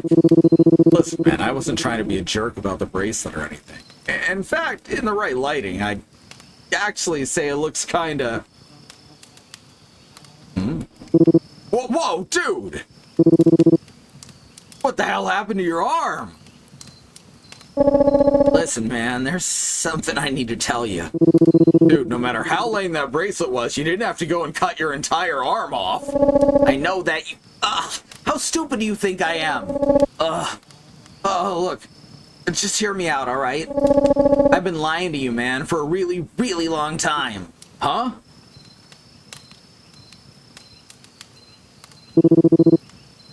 So, let me get this straight. You're saying Meg isn't the harbinger of ruin, but I am. And that you were sent to keep an eye on me by the lab we're literally about to break into. And that very same lab is where I was created too. And they put the bracelet on you to make sure you wouldn't betray them or whatever. Yeah, man. Sorry. So then, like, that mean you only ever hung out with me because it was your job or what? That is technically what it means, yeah. Real sorry, Roy.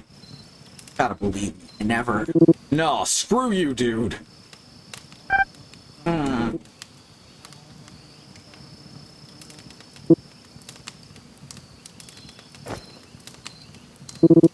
Ugh, damn it. Listen, man. I know this will probably just sound like a lame excuse, but it was really, really hard for me to have to lie to you like that. Sorry, man. But at least now I don't gotta keep secrets from you anymore.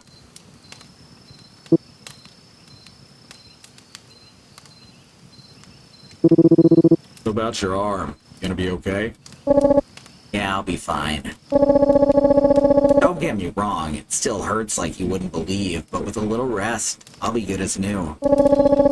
Guess I was built to be tougher than those weak-ass humans, just like you were. Gotcha. Well, none of this changes what we came here to do. We're gonna break into that lab and find Meg's mom. Of course, man, we'll find her.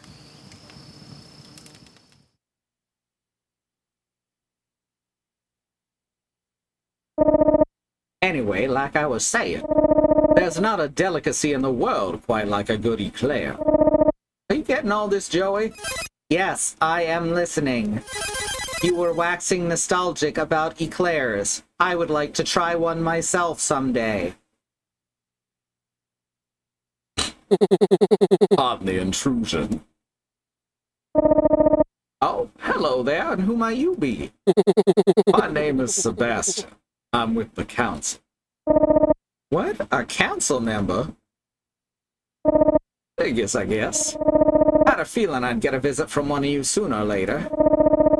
Now the word's gotten out about how I helped Roy and them get to the world above. I won't make any excuses. Go ahead, do your worst. Oh my, I feel you may be misunderstanding.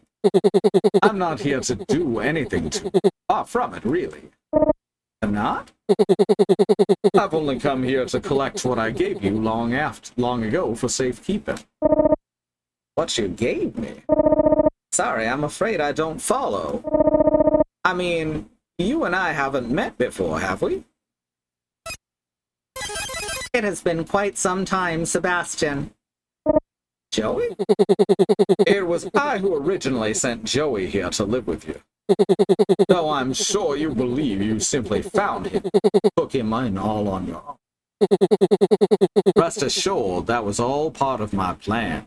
To keep a close eye on you, that is.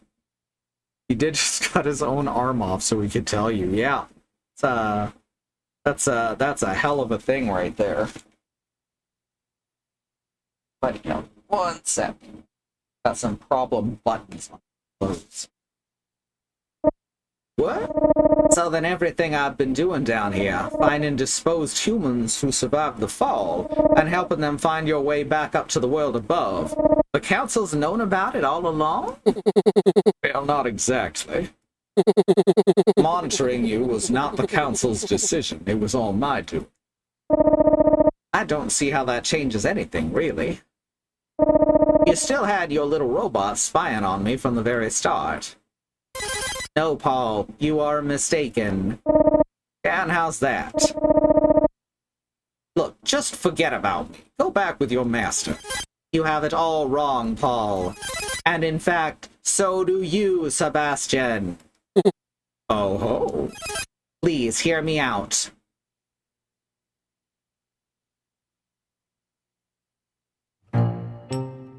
Alright, look at that, we got a side quest. Joey's Memories. 16 years ago. We're seeing a distinct reduction in the amount of waste. It appears the subject is breaking it down at the molecular level. This is incredible. At last, we found the way to safely dispose of the horrible substance that's plagued mankind for decades. Now all we need to do is adapt it for widespread application, and that Nobel Prize is ours. Well, all we're seeing right now is purely numerical data, remember? We'll have to run some follow-up tests before we can really be sure. I'm going to report this to the higher-ups. Keep running those tests while I'm gone. We need to find the subject's optimal growth rate. I think we've earned ourselves a break. Yeah, no kidding. Minor abnormality detected in ocular recognition module. What is it? What's that? Your left arm's busted. Left eye? One of the... Oof, that's too bad. Our maintenance guys are pretty swamped right now. How bad's it look? Might be faster to just scrap him and order a new one. Doesn't seem too major, honestly. I could probably even fix this myself. Okay, that ought to do it. Wow, you're pretty handy. Sure you're not an engineer? It wasn't anything special, really. Thank you, sir. May I ask your name? Sure thing. Name's Paul. I am in your debt, Paul. Ah, don't mention it.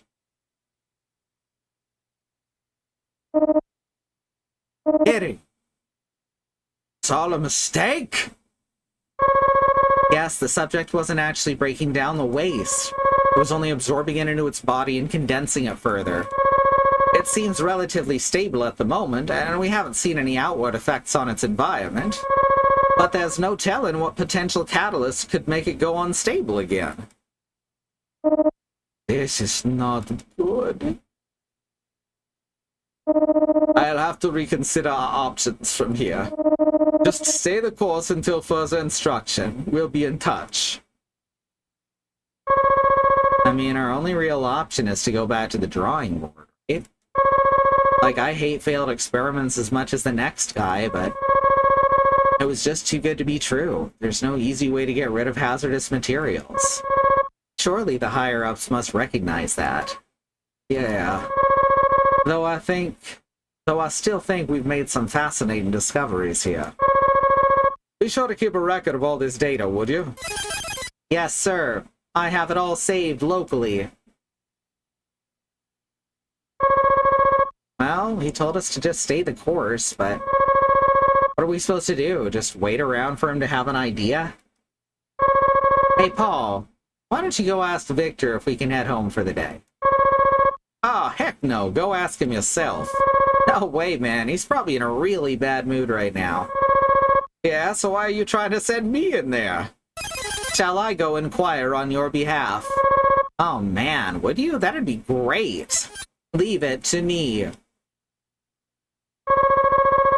The waste is perhaps the biggest existential threat in the history of mankind. We can't be discouraged from doing important research over one or two failed experiments.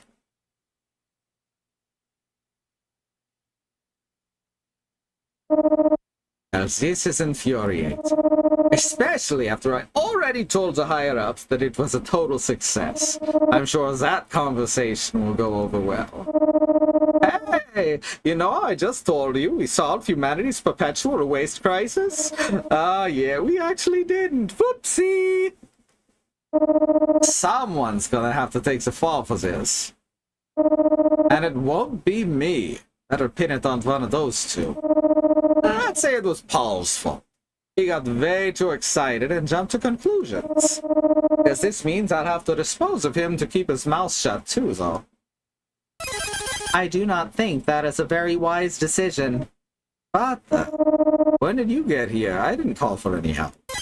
I must advise against disposing of Paul, especially on such false pretenses. Oh, great. You heard all of that, I take it. Well, that's annoying. Guess I'll just have to dispose of you as well. This fucking guy.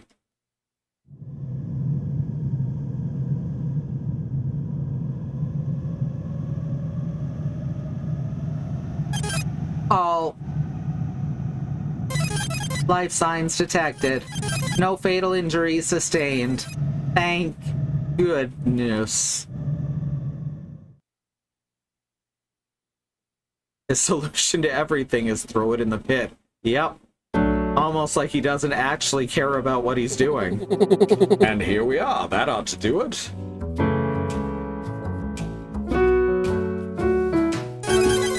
All circuits rebooted and functional. Has anyone ever said why this particular scrapyard has a massive fuck-off skull in it? That we do not know.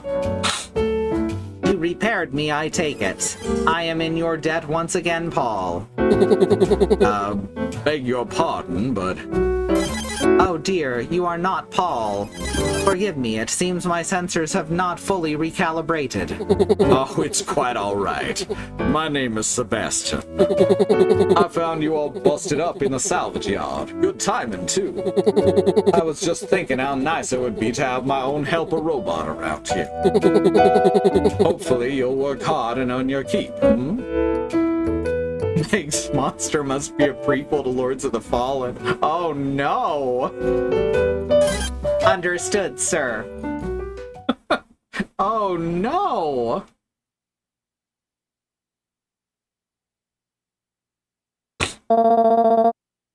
Pardon the intrusion. I have a report to make. Just Elder Sebastian today, huh? And it looks like he's taking a nap. Maybe I should just come back some other time. Oh. Sorry to disturb your rest, sir. Rest? Oh, no. I simply had my eyes closed, that's all. We're so often overloaded by this constant influx of visual information we call sight. And there are some things which can only be seen by deliberately severing that conduit. I see. Very astute as always, sir. Anyway, I have a report to make to the council. Well, I'm the only one here now, but I'd be more than happy to hear you out. Apparently, there's a human who's been ingratiating himself with the monsters and has begun building a life for himself down here. Oh ho. Yes, a human named Paul, apparently. Interesting. Very interesting. Message received. Thank you for letting us know. Of course, sir.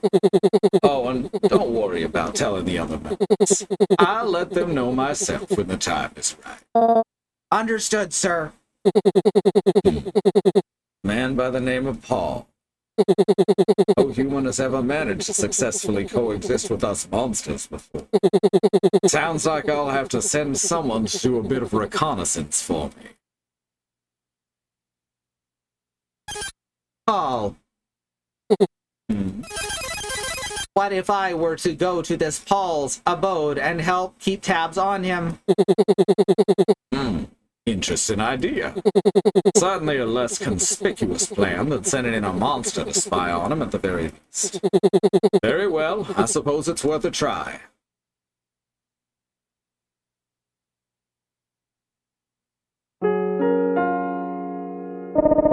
Wait, Joey. So you're telling me you're the same helper robot that was working with us back at the lab? Correct. It appears we were both disposed of in order to ensure our silence. And when I heard your name mentioned by the monsters here, I do not know why, but I wish to serve at your side once more. Well, I'll be darned. And here I thought I was the one pulling the strings. But it seems Joey was the puppet master all along. You're a fairly determined little robot, I'll give you that. And a deceptive one. Again, I apologize, but I intend to continue living here with Paul. If you need an assistant, I am afraid you will have to look elsewhere. That is quite the pickle. I needed access to that experiment data from 16 years ago. Wait, but that's... Correct, the very experiment that got you both disposed of. I assumed I could find it if I picked around inside Joey's hard drive, but alas. But what would you ever need that for? If that is all, then here, take this. All of the data from that experiment is recorded herein. Ah, well then, that changes things a bit. Very well. In accordance with Joey's wishes, I will let him stay here with you. And I will also promise that the council will do its best not to interfere with you. Oh, thanks. Though I'll have you know, ever since I sent Joey here, it's been covering for you with fake status updates, saying there's nothing out of the ordinary and no suspicious activity whatsoever. Wait, really? Joey, you lied for me? I deeply apologize. It's quite all right. You two are free to continue your operations here in whatever way you see fit. And if by chance you ever wish to return to your world, all I can say is that no one here will obstruct you from doing so. The plot thickens. You. I've become quite the convincing actor, if I do say so myself. It seems they were truly oblivious. As to the fact that I'd known about Joey's true objective all along. And Paul, well, I doubt they'd ever believe just how much I know about Paul.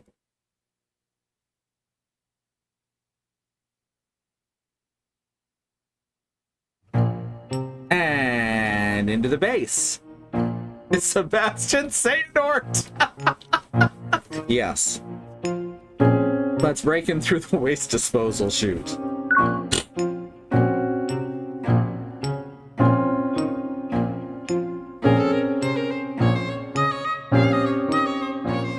You have to tell us if Sebastian is St. Nort, otherwise it's entrapment.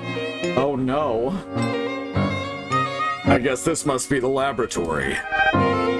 Wait, I remember this place. So this is where you come from. Any idea where your mom might be? Don't worry about it. We'll just take a look around. And not just ask the head honcho himself. Who's that? Same dude who directed the experiments that created you. He's the director of the whole facility now, the Big Cheese. Also, the guy who ordered me to keep tabs on you. Well, if he's in charge, I guess asking him would be the fastest way to find out. Know where we could find him? Now, they didn't exactly give me free roam of the place, but I know a few places we could look. Good enough for me. That said, if we go waltzing out there, we're gonna stick out like a sore thumb. What to do? I think we should go wandering around looking like this. Might get ugly. Anything we can use in here, I wonder? Oh, hey. Maybe we could use these. They're the same lab coats all the employees here wear. So, like, human clothes. Man, I ain't gonna fit in those. They're gonna be way too small. Let's just check what size this one is. It says XXXXXXXXXL. That'll probably work, right? I have no idea what that means. It's human clothes stuff. L means large. And the more X's there are, the bigger. So this like extra, extra, extra, extra, extra large. Just try it on, dude.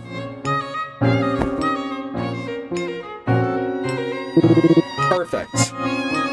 I guess it kind of fits. Hell yeah. You look great, man. No one's gonna catch us now. You sure this is gonna work? I mean, I guess it's better than nothing. That's the spirit. Come on, let's go.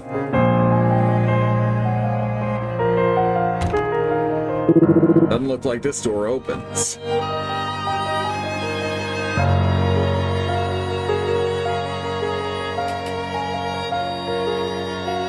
Use Sebastian's memories.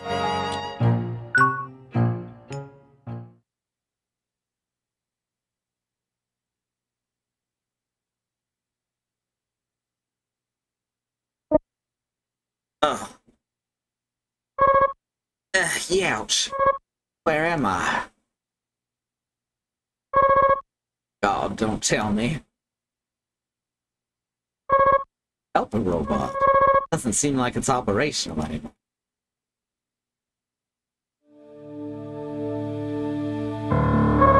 Oh, hang on.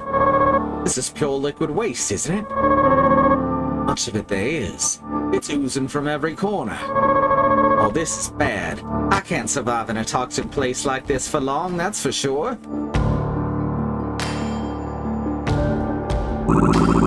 Hey, look, fellas! We got ourselves a human over here! Oh, who are you? Oh, yeah, boys, dinner is served. No, don't come any closer.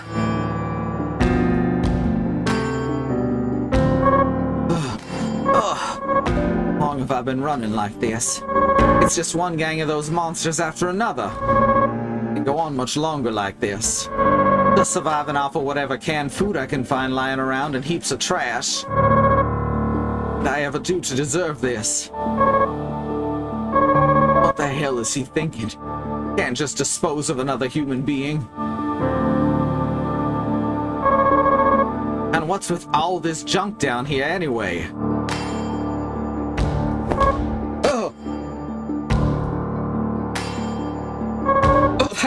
That's a person! They're dead! Oh god. We're just dumping people like trash.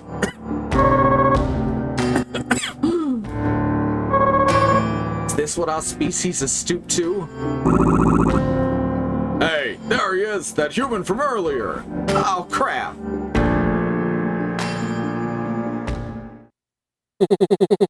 So I kept on running. But for what? What did I stand to gain by prolonging the inevitable? Even by that point, my body had already begun to decay from the inside, due to the effects of waste exposure. I knew that death was near. It was only a matter of time. But still, I kept on running. Until eventually I found myself somewhere new, somewhere beautiful, and realized that even in the depths of despair, there is a kind of comfort to be found in such beauty. I knew I was well beyond saving by that point. Yet still my legs drove me onward until my body could take no more. I was not in search of any special resting place. I simply kept putting one foot in front of the other. Until at last my legs gave out from under me.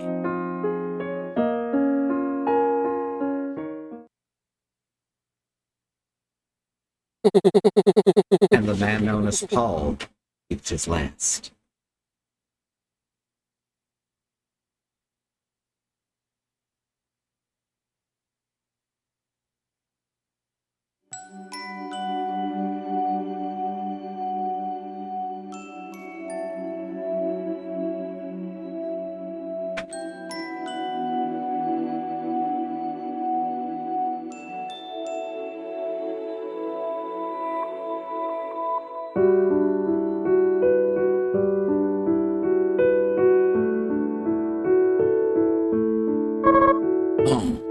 What the? I'm alive. Even now, I'm not quite sure what happened that fateful day. It's almost as if Paul's fading consciousness somehow traveled back through time and found its way into the body of a monster who'd nearly met the same fate there in the distant past.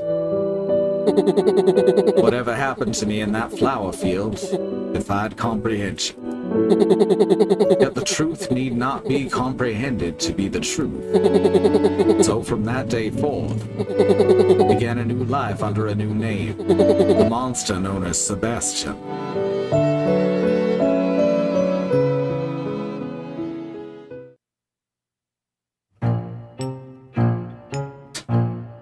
My favorite bit is that it said right at the start of that Sebastian's memories, and then went to Paul. Launchpad, let's go.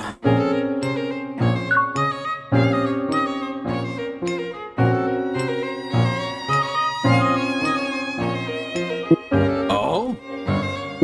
Hey, wait a sec. Isn't this one of those rocket ship things? It's gotta be, right? Rocket ship. Hey you, is this a real rocket ship?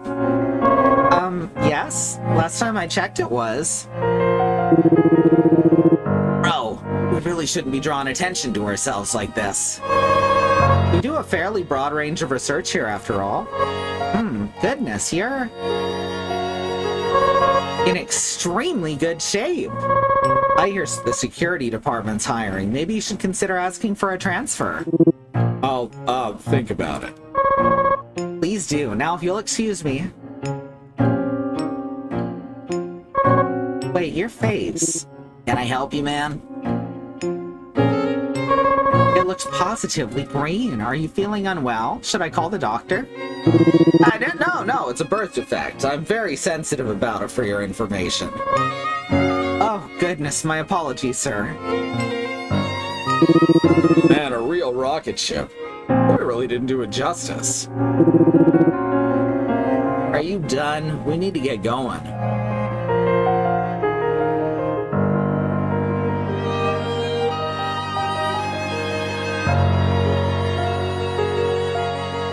You Sebastian's memories, too.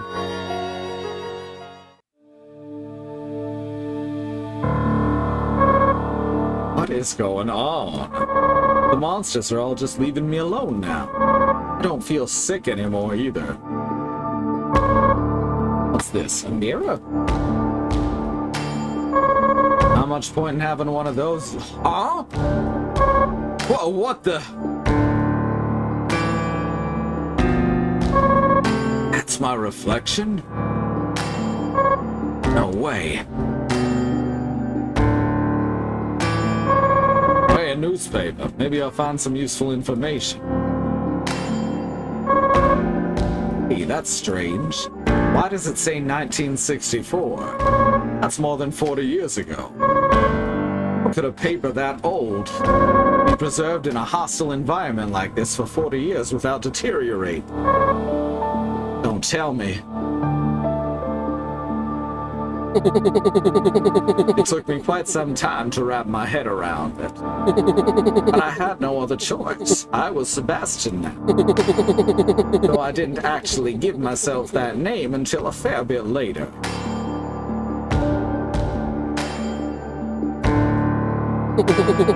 After that, well, I helped lay the foundation for what we now call the underworld today.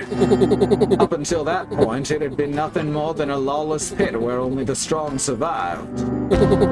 It took quite some time, but it wasn't the most difficult task. Though as a human trapped in the body of a monster, I think my innately higher level of intelligence may have had something to do with it.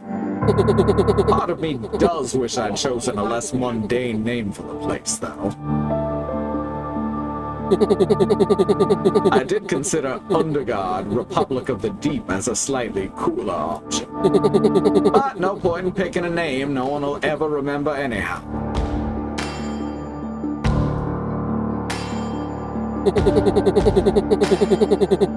What was a fair bit more difficult, however, was establishing diplomatic relations with the humans in the world above.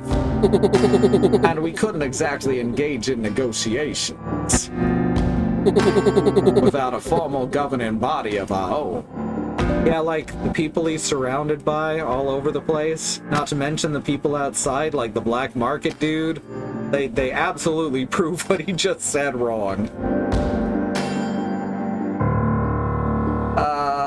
In internalized racism. That's our moral right now. It was for that reason that I created the High Underworld Council and signed a neutrality pact with mankind. It seemed the fact that we monsters were now capable of organizing was enough to strike fear into humanity's heart.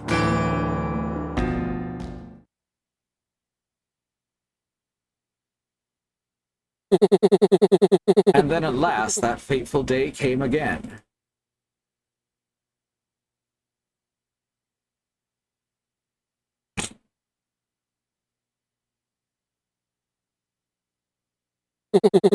I had no special reason for going there that particular day.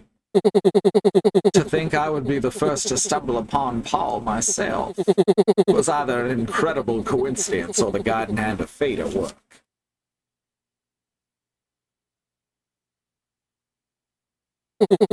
Oh, now, it's been quite some time, little helper robot. Just as broken as it was when I awoke here. I should take it back with me and see if I can't get it working again. Yeah, looks like he's still alive. Though I suppose that's to be expected, given that I survived the fall myself. But my goodness, hard to believe I'm actually seeing this with my own eyes. Even after all these years of living under a new identity. It does explain why Sebastian can repair human machines, though. It does. He's got experience with them. Well, I suppose I'd better leave him some medicine. Not sure it'll be enough to actually save his life, but at the very least, there's some semblance of order down here now, unlike back in my time. It certainly won't be easy, but he may just be able to survive in this world. As for why I chose to step in and save Paul's life, it wasn't simply because he was my former self. You see, I died and become a monster so soon after being disposed of, but I never had a chance to truly come to terms with the disillusionment and despair I felt toward humanity as a result. And perhaps I was simply curious to see what alternate outcome there might have been. Had I lived long enough to confront and reconcile those emotions, I wish to see what kind of life Paul might have found himself in the underworld.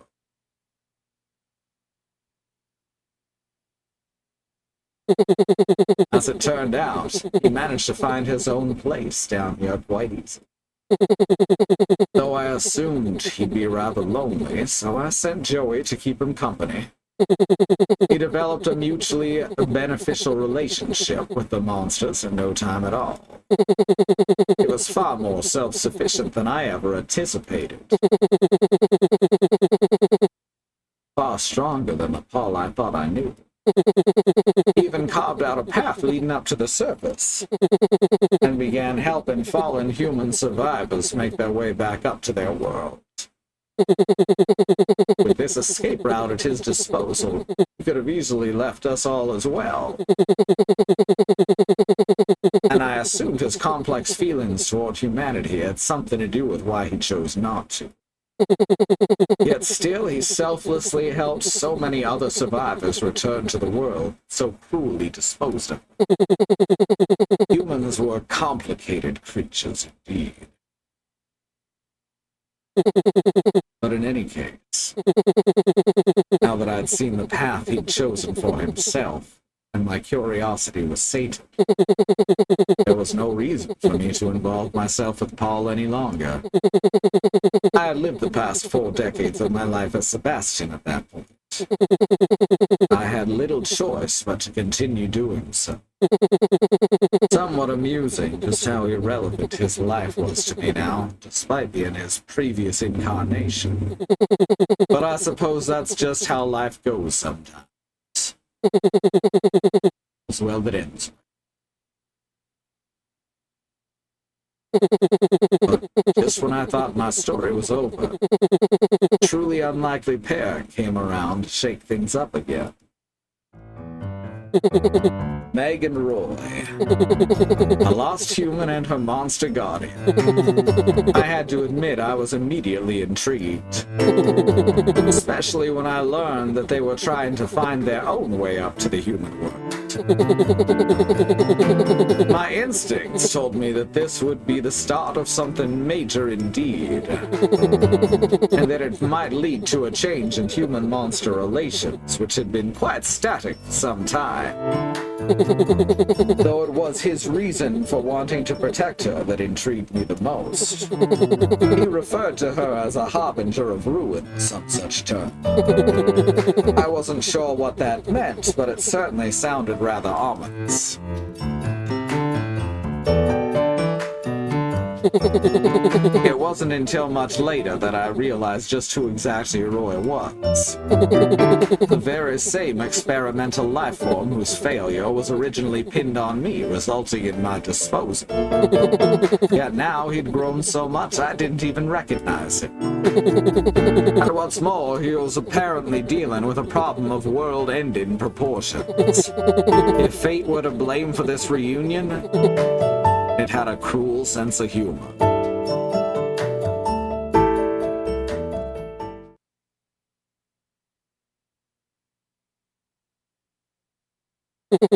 Assuming Roy has been consuming nothing but waste all this time. And judging from the criticality symptoms he described, perhaps the apocalypse truly is nigh, as he said. Well, I suppose I'm partly to blame for his creation. Perhaps it's time to right this wrong once and for all. Chances are, the only one who can stop it.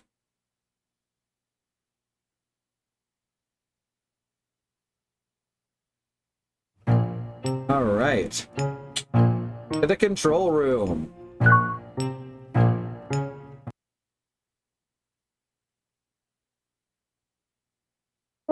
Oh. Hello, sir. I just got transferred here. My name's Gordon. What exactly are you playing at, Golan? Aw, man, he didn't buy it.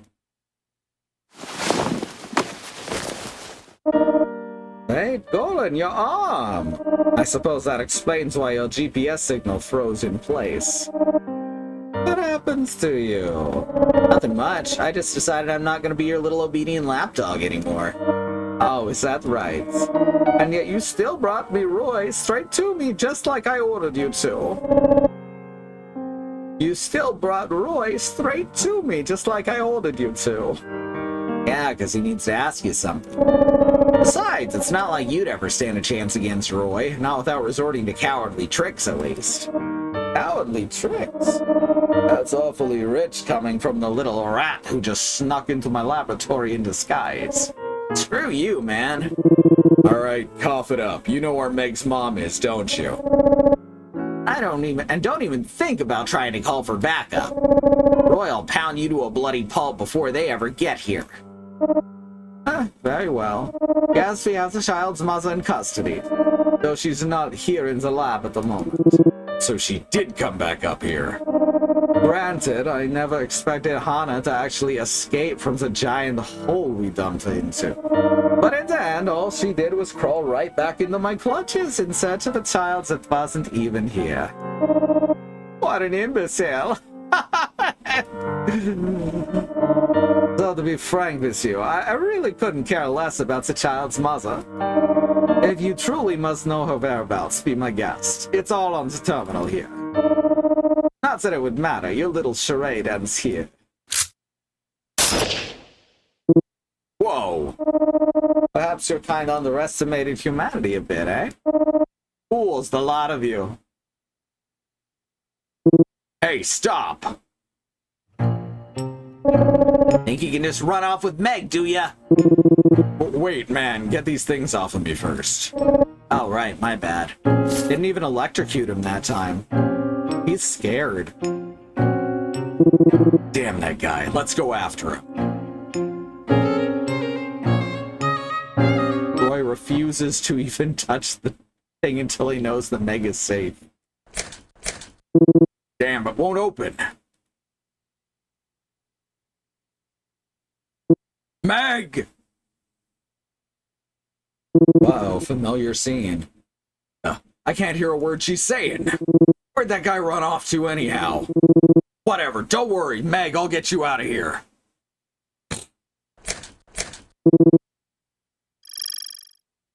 Huh? It's futile, you know. What was that?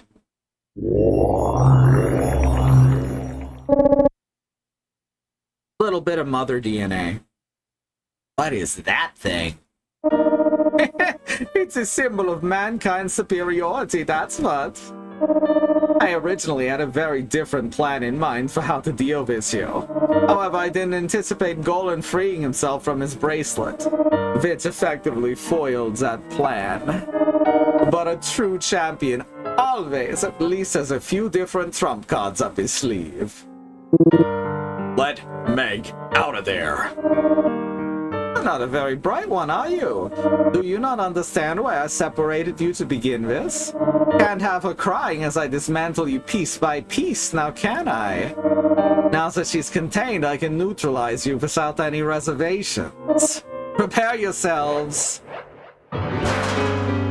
Lab Chief Victor appeared. Well, Well, beautiful, isn't it? This isn't your grandfather's power suit. You might even call it a culmination of all my many years of research. Now then, let's make this quick, shall we? No telling how much time we have after all. Like I give a damn about your dumb schedule, man. My dumb schedule? Oh dear, I still haven't told you yet, have I? It's you who's on a ticking timer here, my friend. Sorry?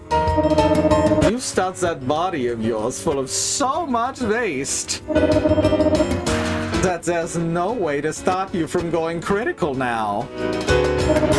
Sooner or later, you're going to explode and make millions of innocent lives this year.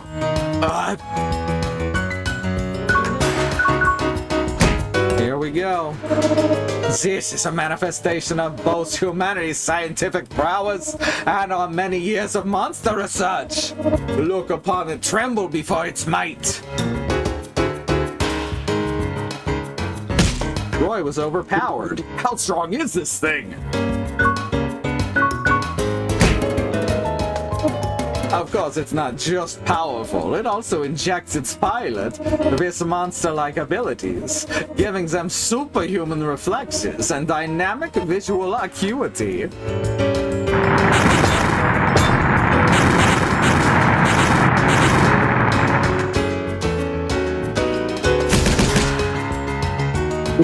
Damn, he's strong and fast as hell. I might be in trouble here.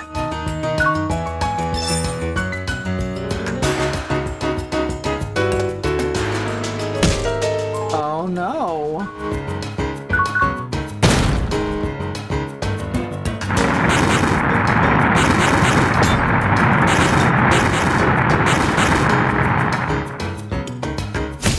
"11 hits. Hey Roy, what are you doing, bro? He's whooping your ass. Stuff it, man. I'm trying my best. This isn't like you, dude. Wait, don't tell me you're getting cold feet. Because of all that BS this loser just told you? No way, man.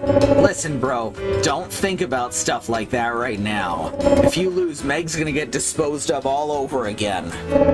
Hell, he might even kill her outright.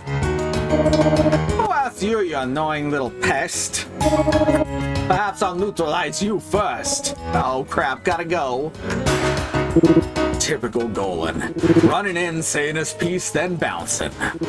But I guess he ain't wrong. Ha, whatever. Less thinking, more fight. There we go. Attaway, Roy. Looks like you're thinking straight again. Yeah, you were right about one thing, man. It ain't like me to lose my nerve in the middle of a fight. Anyway, I gotta find a way to deal with this punk.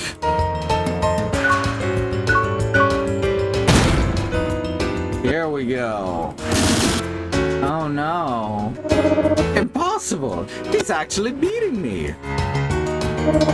All my research busted by one little monster? This can't be happening! I cannot allow this! I need more! More monster power, damn it! Okay, time to kick things up a notch!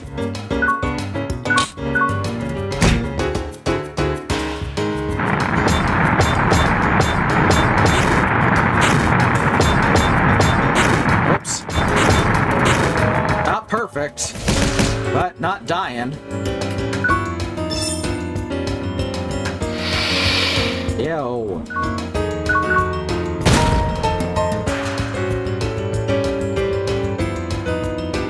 Let's defuse that.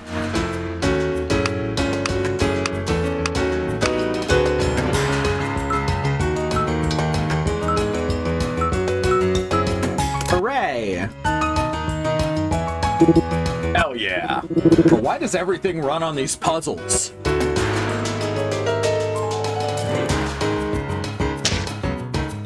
He must be holding Treebeard somewhere around here. Oh shit, very much so.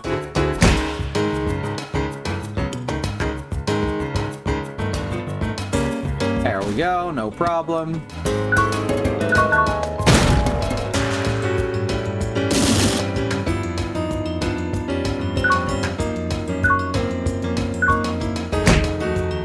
probably didn't fuck me.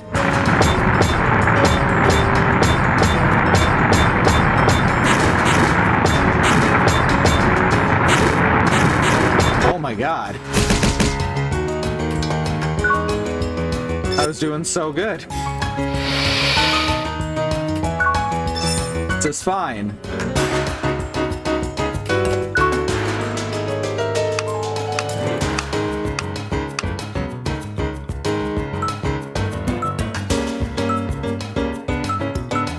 Yes! Oh, my eyes glazed over on that one.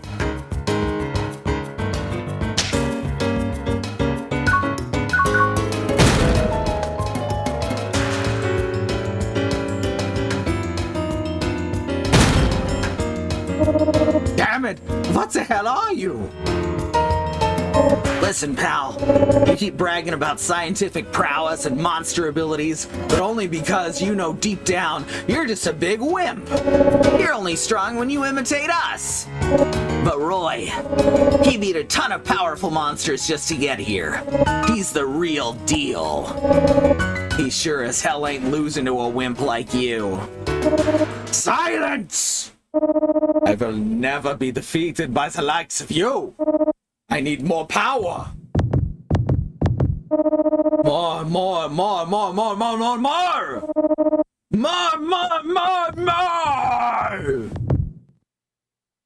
Agitated. That's the word. Whoa. What the hell just happened? Whoa!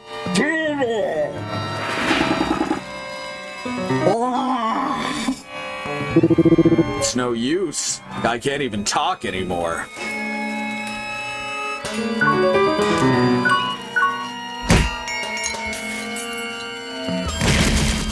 Ow. Ugh.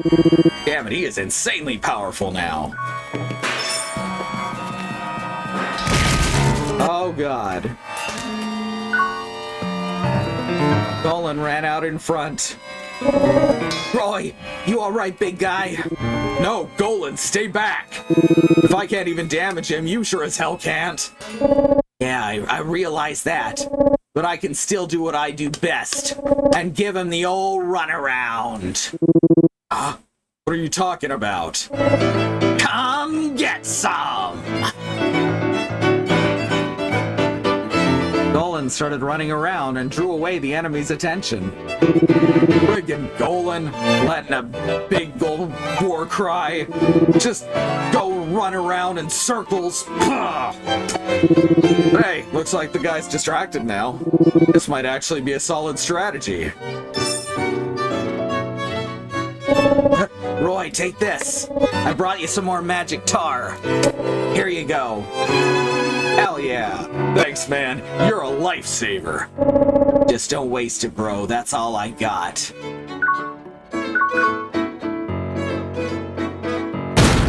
Hell yeah.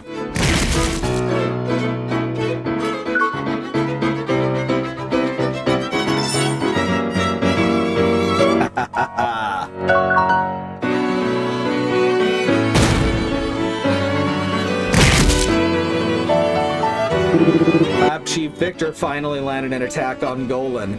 Golan, hey, you alright, man? But there was no response. Say something, Golan. Hey, Golan! Damn it!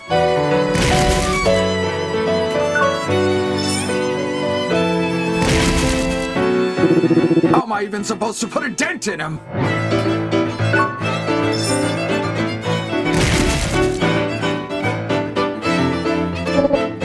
Roy!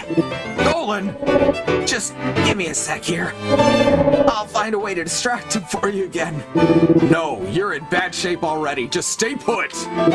You'll die if you take another hit like that.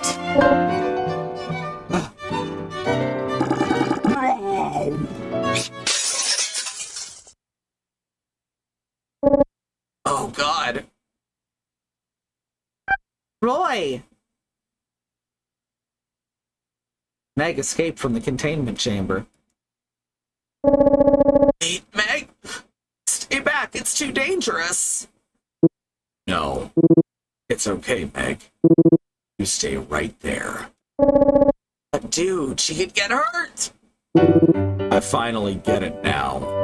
I like the way this game largely uses its combats to push forward character ideas instead of being combat challenges. Very much so. So much story happens in these. I finally get it now. The only times I ever get cold feet in battle are when Meg's not there with me.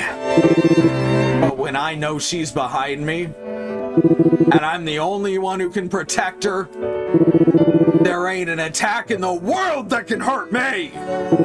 So I want you to stay right there, Meg, because I promise I'll never, ever let anyone hurt you again! Okay.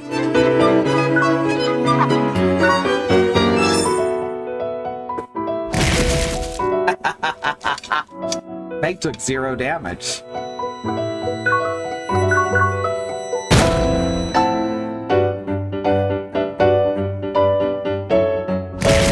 Ow. Ugh, this guy ain't hurt me one bit, so don't worry, Meg. You got nothing to be afraid of. I know. Thanks to you, I'm not scared at all. Hey, Golan, you can hide behind me too if you want. Gee, thanks for remembering me, old buddy, old pal. But yeah, I think I'm gonna take you up on that.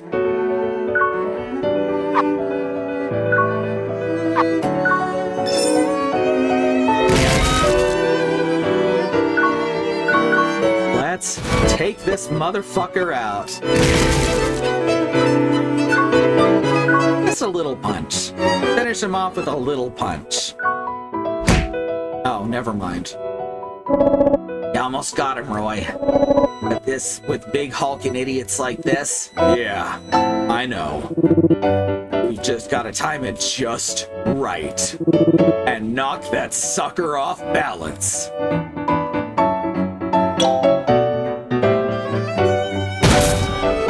Roy put everything he had into one final attack.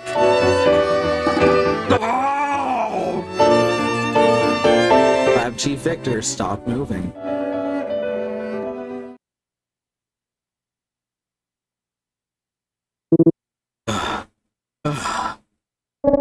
hit it, Roy. Nice work, bro. Wait, huh? What's wrong? Nothing, man. Don't worry about it. Boy, don't tell me. You're not stressing out about the stuff he was saying just now, are you? About going critical or whatever? Because I'm pretty sure he was just making that up. You know, like to mess with your head and stuff. You're probably right. So what do we do now? So yeah, we're definitely going a bit late here. Well, Meg's mom ain't here. I promised I wouldn't set foot outside the lab, so I guess we just gotta let Paul know where she is and let him take her from there. I mean, I guess that works, but does that promise really matter after what we just went through? That doesn't seem like something you'd usually care about, bro. Yeah, so what? Anyway, let's get all the other humans out of the building before we do anything else. At night. This is the ending, so I don't want to stop now.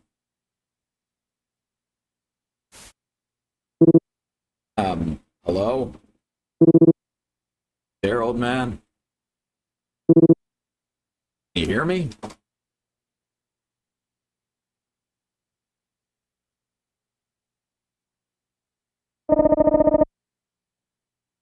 Good God, Roy. That's a lot to take in.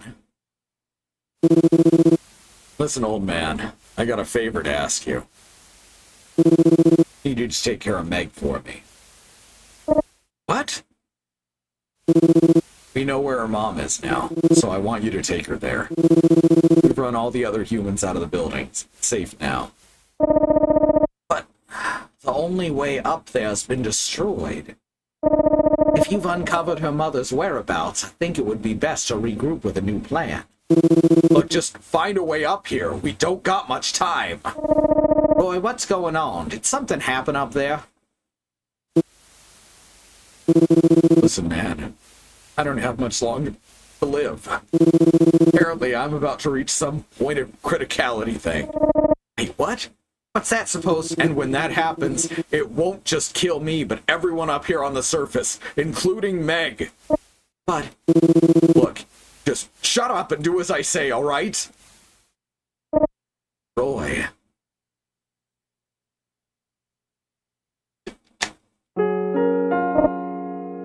So then,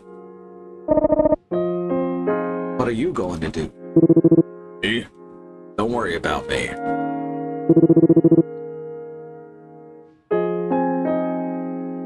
sorry. You and Meg are never gonna see me again. You even realize how sad that's gonna make her? Don't you know how much that little girl adores you, Roy? I already told you, there's no other option here, man. Stop right there! See, I knew something was up with you. Just what the hell are you trying to do, bro?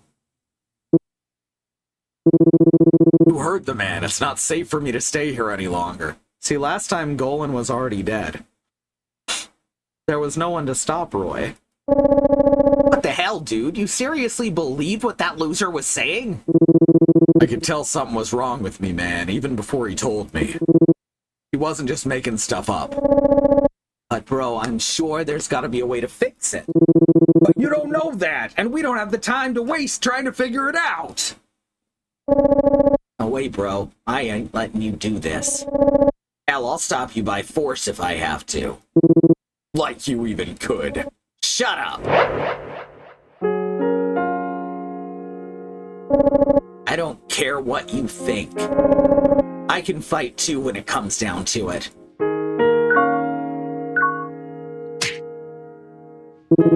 Just stop it, man. I'll stop as soon as you stop, bro. You know you're never gonna win. No, I don't. I'll never know unless I try. Damn it, just leave me alone!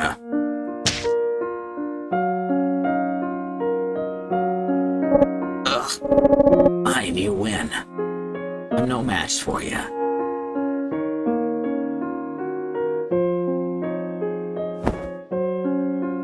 Yeah, Roy has a front sprite.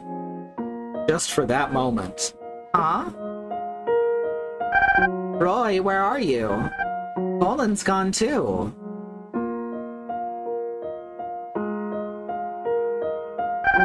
I don't want to go in there.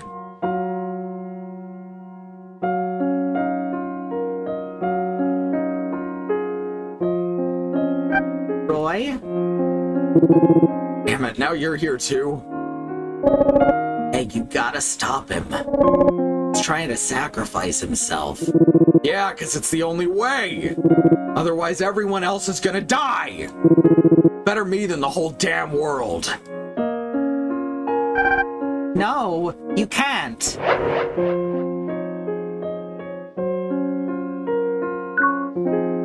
Meg tried reasoning with Roy. Please, Roy. I don't want you to leave.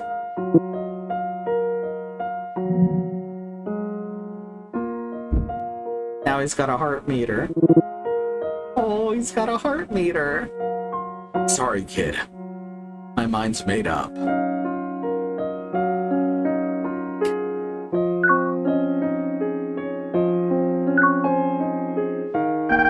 You know, Roy. Come on, Roy, let's play pass again, okay? Meg kicked the soccer ball over to Roy. The ball rolled to a stop at his feet.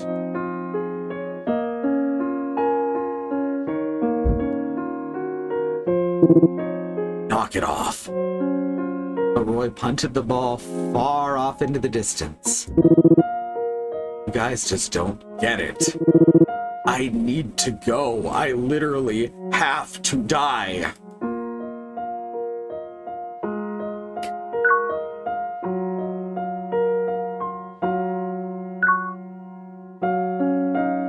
Meg pulled out her crayons. What if I draw you again, Roy? Yeah. Why don't we draw something together?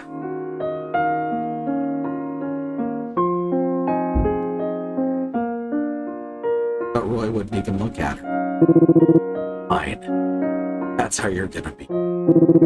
I'll just have to spell it out for you.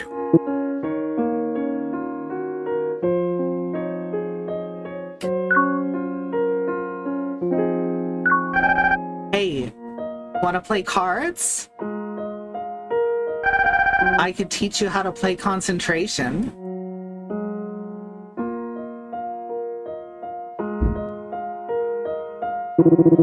That doesn't even sound fun. It sounds lame. Roy slapped the cards out of Meg's hands. You want to know how I really feel? Taking care of you has been the most annoying thing I've ever had to do. What? Roy turned his eyes away from Meg. Meg pulled out her storybooks. Sure would love for you to read to me again.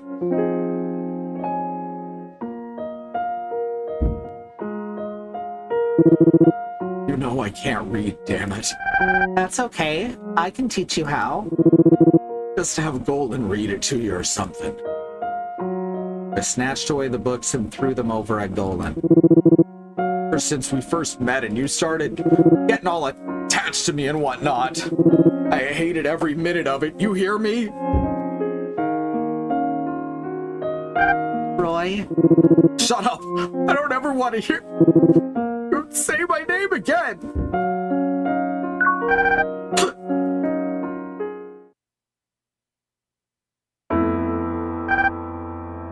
Hey, Roy? Can we play again tomorrow? I don't know, kid. You might be pretty busy. Besides, we've got to get home to your mom, remember? Oh, we can still play after that, can't we? Okay. Okay. But only if you be a good girl and promise not to cry till then. Deal. Meg remembered their promise. I'm not gonna cry. Not until you play with me again, Roy. I promised you I wouldn't. Hey,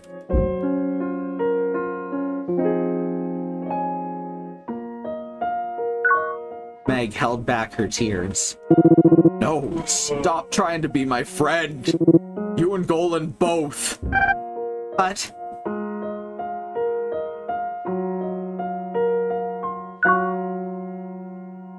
Stop trying to be my friend. Oh, same thing. Finally, my toy rocket ship. me and Roy played with this one a lot. No, stop trying to be my friend. I never cared about you, not one bit. But Roy, you remember this one, right? We played with it so much. Meg pulled out her toy rocket ship.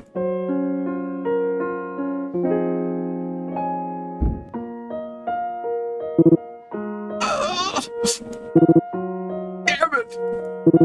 Get that thing out of my face! Roy snatched the toy rocket ship and threw it down at the ground. The toy rocket ship burst into pieces. Roy, why would you do that?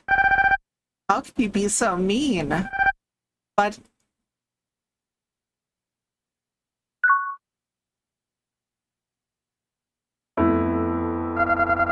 One more thing.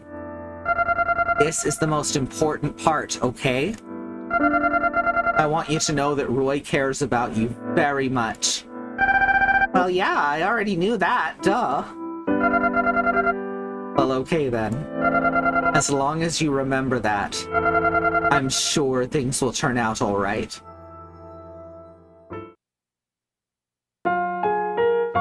Meg remembered her strange encounter with a strange lady. And then, she remembered everything she and Roy had been through together. You're lying, Roy. No, I'm not. I don't ever want to see your face again. No, you're lying. I can tell. And not just to me. You're lying to yourself, too. When I first woke up down there, I was so scared and confused and lonely. But then I found you, and you tried to cheer me up. You played with me all the time. Sure, you grumbled and complained about it. But you were always there for me. So this time, if you're feeling scared and lonely and confused, then it's my turn to be there for you. So if you really can't stay here, then I guess I'm coming with you.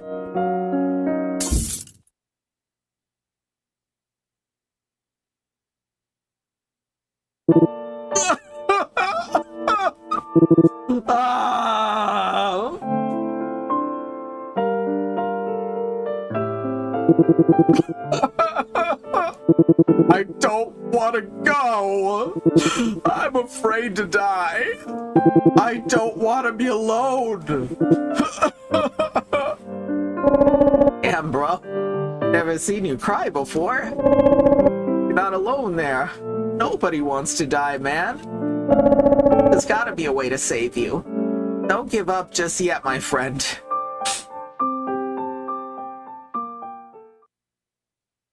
It's just as hard the second time. It's like he finally cried himself to sleep. Can't blame him for being spent after all that fight. Hello? Is anybody there? I'm fairly sure this is the right frequency. Can you hear me, Roy? This is Sebastian speaking. Sebastian? Oh, right, the old geezer. Sorry, Roy just got done crying himself to sleep. Hi. Boy, not sure how that happened, but I suppose they do say even devils must cry from time to time. Sorry, it was devils may cry, but you know. Well, in any case, I've got something important to tell. That's true, they might. You? Indeed, there's no humans there at the moment, correct? I'm going to head up there. With any luck, I may just be able to neutralize the destructive energy building inside of Roy. But how? Isn't that... Dang, he hung up.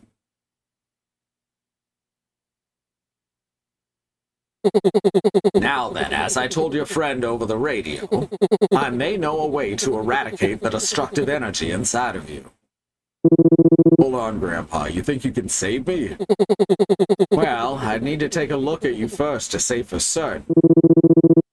Just where the hell did you learn how to do that? Well, it's a long story, a rather convoluted one. I'm not sure how I'd even begin to explain it, truly. And even if I did, I doubt you'd be any less reluctant to believe me. Fine. It's not like we've got any better options right now. Do your worst, old man. Here's hoping.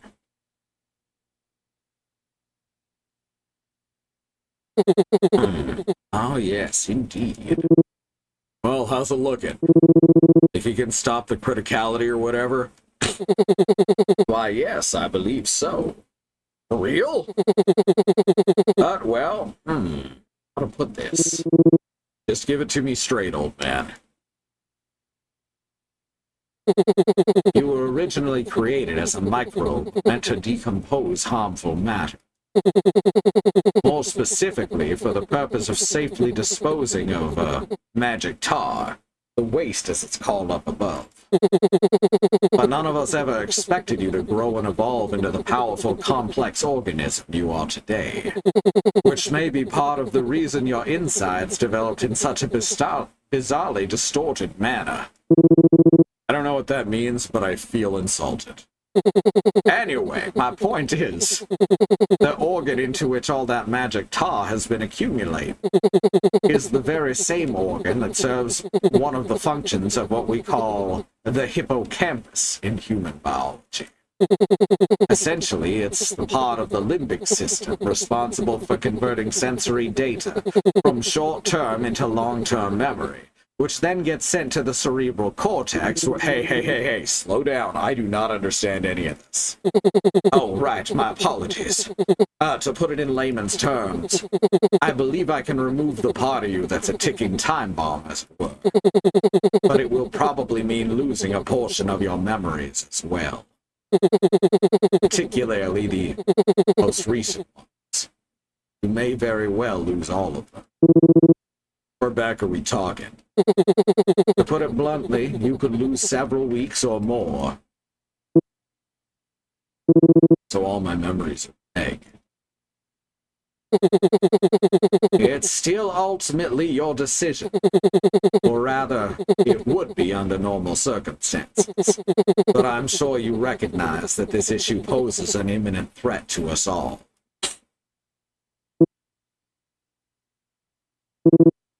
Yeah, I get it. I mean, I was ready to die already, so that's no biggie. But I need you to give me just a little bit of time first. Oh. Got one last promise I need to make good on. I see. Well, that shouldn't be a problem. Oh, right, and, you know what a birthday is, Gramps? Huh? Why, yes, I do. What of it? Okay, cool. See you in a while, then. What on earth was that about?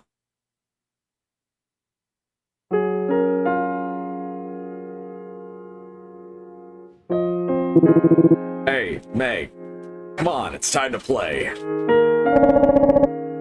Jeez, Roy, you scared the hell out of me. What's the matter, Roy? Well, I promised I'd play with you if you were a good girl and didn't cry, didn't I? Or do you not feel like playing anymore? No, I do. I gotta tell you, Meg, this might be the last time we get to play together. Huh? But why? Come tomorrow, I might not even remember who you are. But why, though? Here it comes.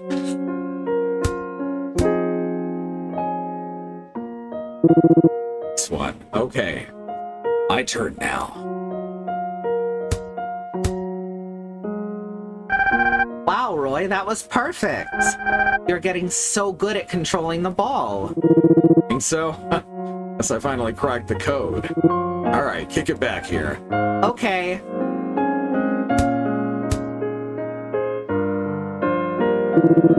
And this is pretty fun when you get the hang of it.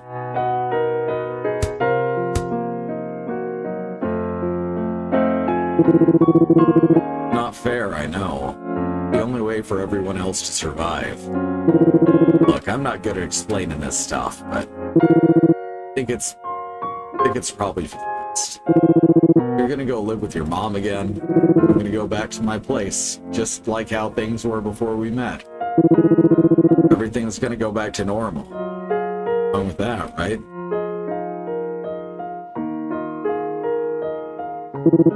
There, all done. What do you think? Wow, a rocket ship! Cool! I know, pretty sweet, right? I may have a little bit of artistic talent after all. Well, not too shabby, Roy. Why don't you draw something, Golan? Oh, man, I'm good. Come on, don't be shy. We all suck at first. Hey, Meg, what's that you drew there? It's the moon. Oh, yeah? So that's what it looks like up close, huh? Got an awful weird shape to it, that's for sure. Yep, but sometimes it can be a perfect circle, too. Wait, you mean it actually changes shape? That's nuts. But... Come on, kiddo, cheer up. I know, you're gonna miss me, right? Not gonna lie, I'll be pretty lonely without you too. Which is kind of a surprising thing to admit. was never a sappy guy before I met you, Meg. You weren't? No, before I met you, I never ever got lonely. Like, you changed who I am on the inside. Does that make sense? I think so. Okay, for my next pick, I'll take this one and this one. Yes, it's a match! Wow, Roy, you're great at this. I know. I totally see the fun in concentration now. It's one of those games where you just gotta follow your gut. I've always had a real good intuition. Like, if I'm craving some magic tar, always find it in the first place I look. That's because it's literally everywhere down there, bro. Okay, for my next pick, I'll take this one and this one. Ha! Another match! And, though I gotta admit, you're pretty good at this. You're gonna finish the whole damn game before Meg even gets her first turn at this rate. So basically, what I'm trying to say here is... Damn it, I'm about to start crying again. Me too. Wait. Don't cry yet. Gotta wait till they fix me. All I'm trying to say is you changed who I am as a person, Meg. So even if I forget who you are, you still had a huge impact on my life. Okay? Okay.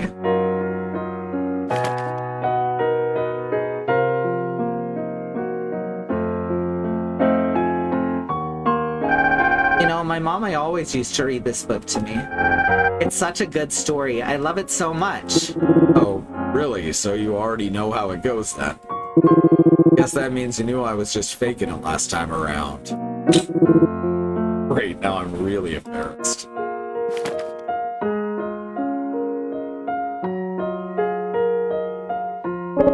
You know, the monster on this page looks a lot like you, Roy.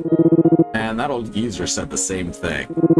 Apparently, he's supposed to be a friendly monster who helps the little girl. Oh, now I get it. Yeah, what? I was wondering why Meg latched onto you so quickly.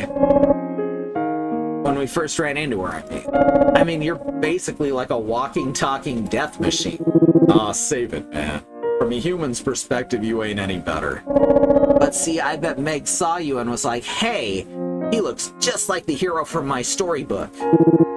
Look like a hero? Yeah, you're my hero, Roy. I am? Gonna be my hero too, Roy? No, absolutely not. But even if you forget me, I'll never forget you, Roy. Thanks, kid. That means a lot.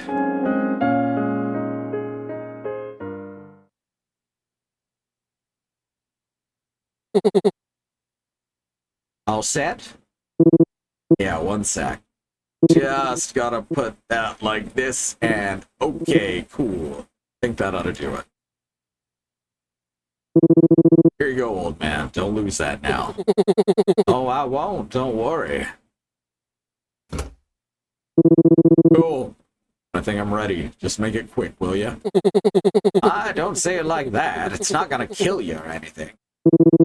Just do it already. Yes, here we go.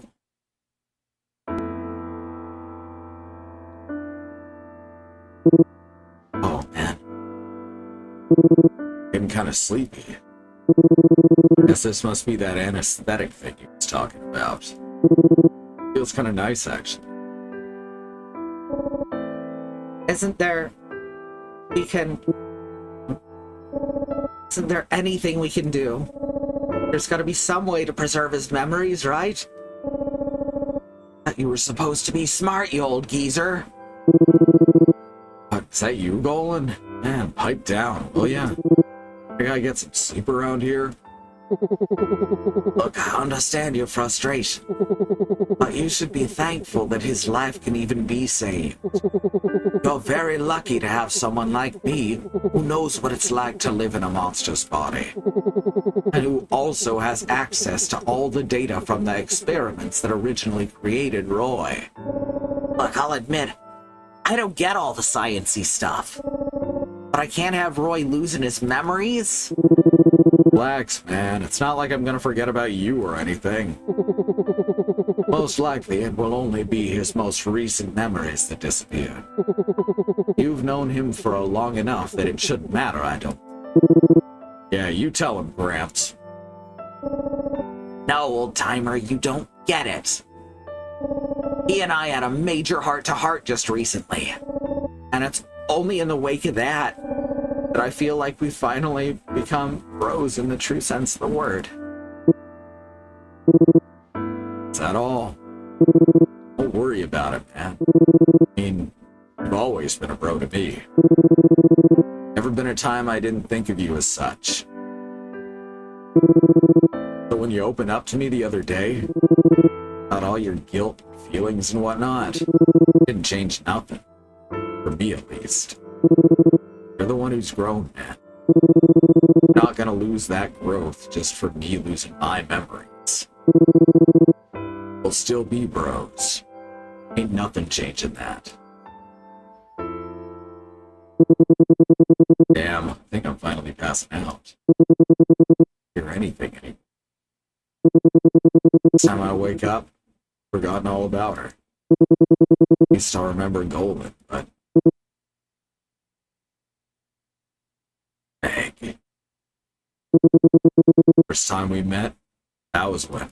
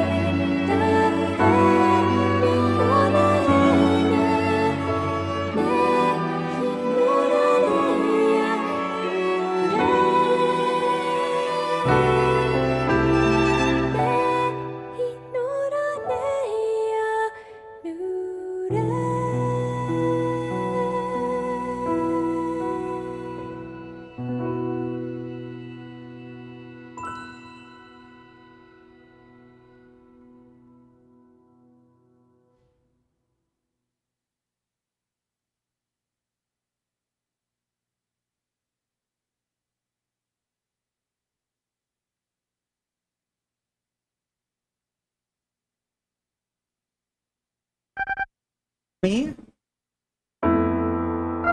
Meg, you're okay.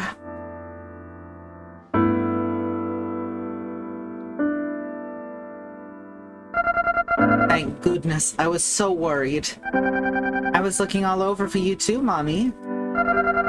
No, sweetheart, I'm so sorry. But guess what? I made a bunch of new friends who played with me. Oh, you did you? Listen, Meg. All those strange places you went and the strange people you met, that was all just a dream. Yes, you were just having a very strange dream. Huh? Nuh-uh, it wasn't a dream. They played with me a whole lot. I'm not making it up. Yes, honey, I know. But one day when you're older, I think you'll understand. When I'm a grown-up? Yes, sweetheart, exactly.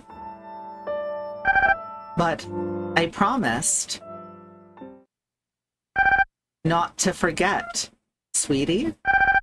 Can't ever forget about Roy and Golan and everyone else. Even when I'm a grown-up, I'll never... I'll never forget you guys. Never, ever. I can't do the high-pitched crying. Meg. Hey, you win. They really meant that much to you. And I won't tell you to forget about them, sweetheart.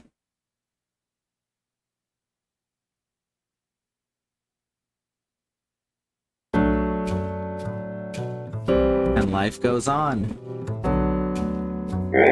Ah, Elder Sebastian, you've returned at last. Yes, sirree.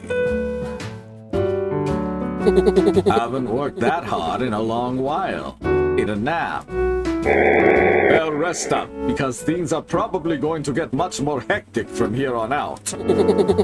Wager you're right. We just destroyed an entire human laboratory after all. Though I suppose it's up to us to make the best use of this new opportunity.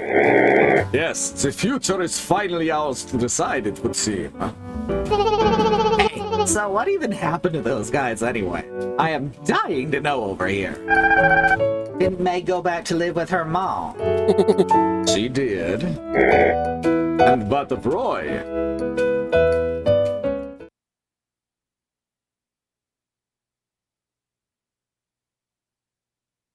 Ugh! this tastes like crap. Weird, man. I don't remember magic tar tasting this bad. For that matter. So when did I have all this junk laying around my house?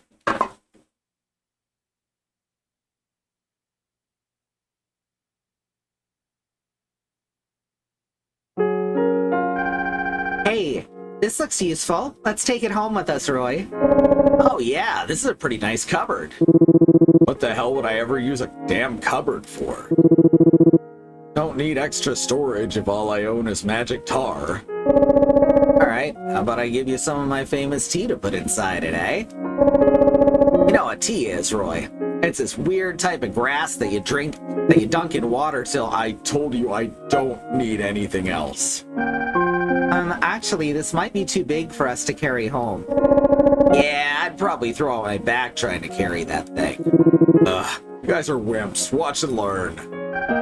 Wow, Roy, you're so cool. You picked up the whole thing with one hand. Easy peasy. Nice going, Roy. Now just carry it all the way back to your place, because the two of us certainly can't. Ah, damn it. Fine, you win.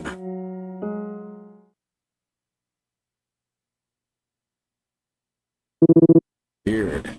I recall. Hell, who drew all this graffiti on my wall? That's supposed to be me on the left? That must be Golan on the right. Who's the little one in the middle? Oh, it ain't the best art I've ever seen, but got a certain appeal, yes. Flower. When did I keep flowers in my house? Ah, Too lazy to throw it out, though. The hell did I get this table?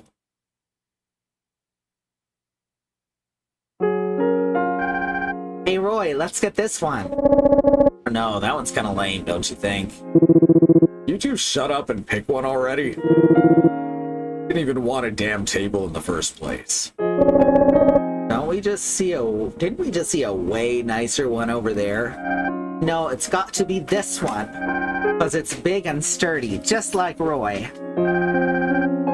Anything smaller and he'd probably break it.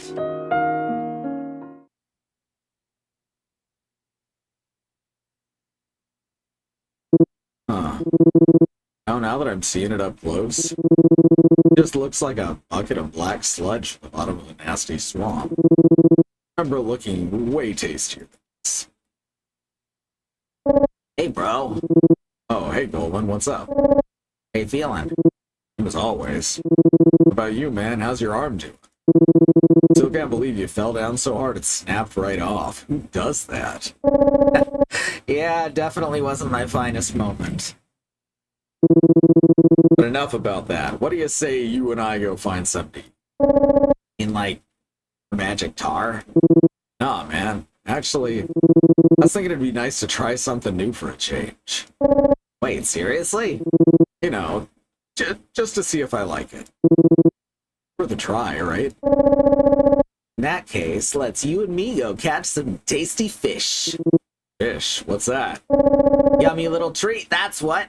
But you'll have to learn how to fish. And lucky for you, I happen to be a superb fishing instructor. Why do I have a bad feeling about this? Hey, wait up, man.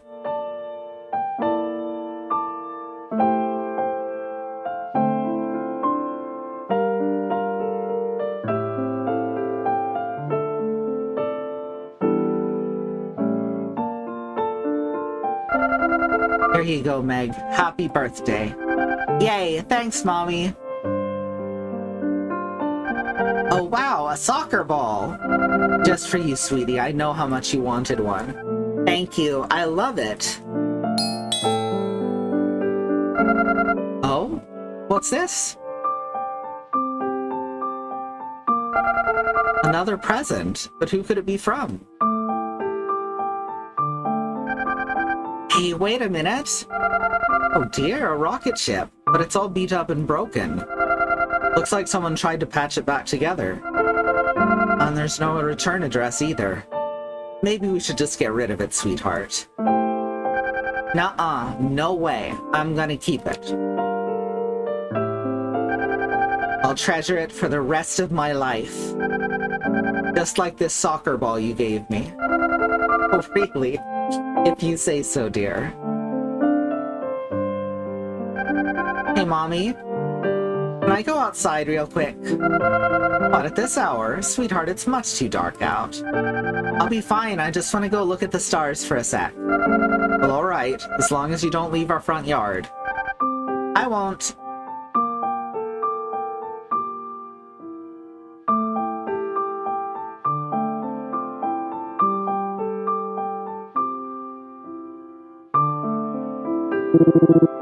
Damn it, man. Fishing my ass. I didn't get a single bite the whole time. At least Golan seemed to be having a good time, but still. Oh, hey. Stars are looking good. Huh. Wait a minute. How those twinkly things up there are called? Stars? I think that's the first time I've ever used the word pretty, too. Twinkly and pretty, huh? Huh. Guess I could get used to that.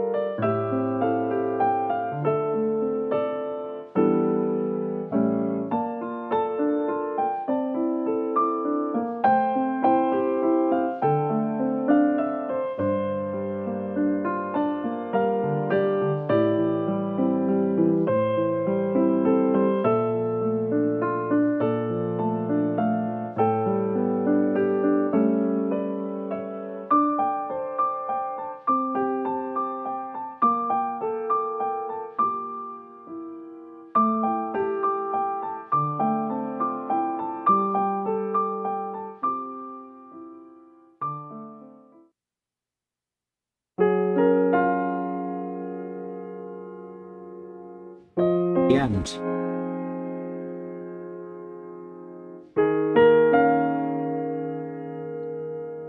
And that's Meg's Monster. One of the best story games I've played in a very long time.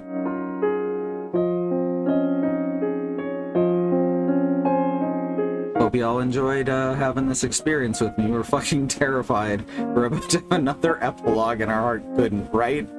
Exactly. Oh, fuck.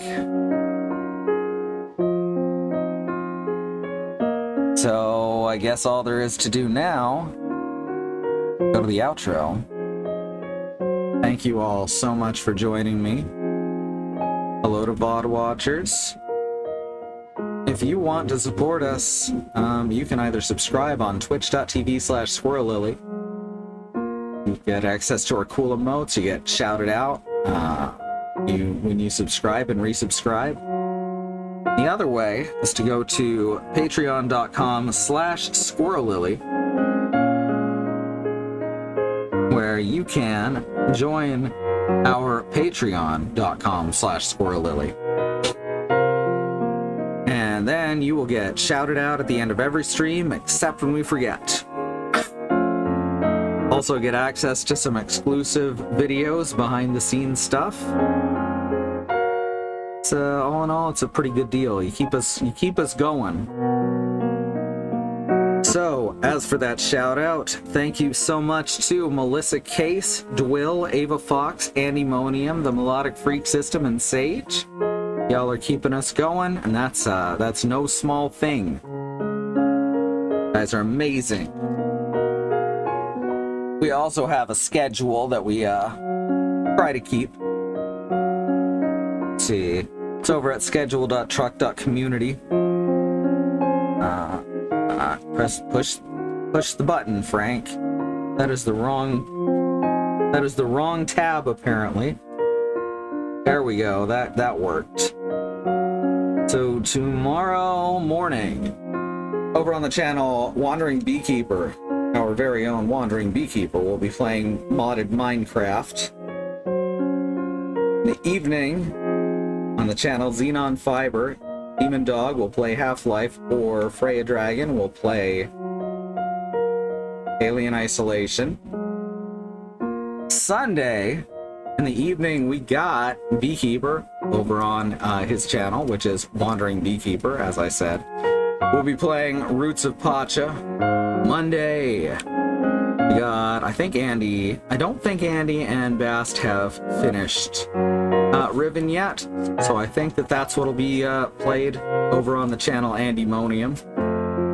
And then we got, actually don't remember what your stream was going to be, sweethearts. They barely started, they keep having to postpone streams. That makes sense. Took this week off because Andy was sick. El Paso Elsewhere, right. So Joy will be playing El Paso Elsewhere back here on this channel. Excited to see that.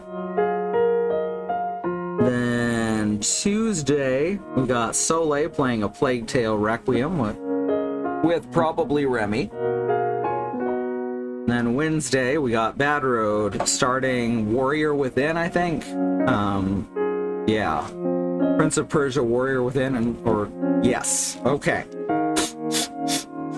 And then Sue and Remy will be playing Lords of the Fallen.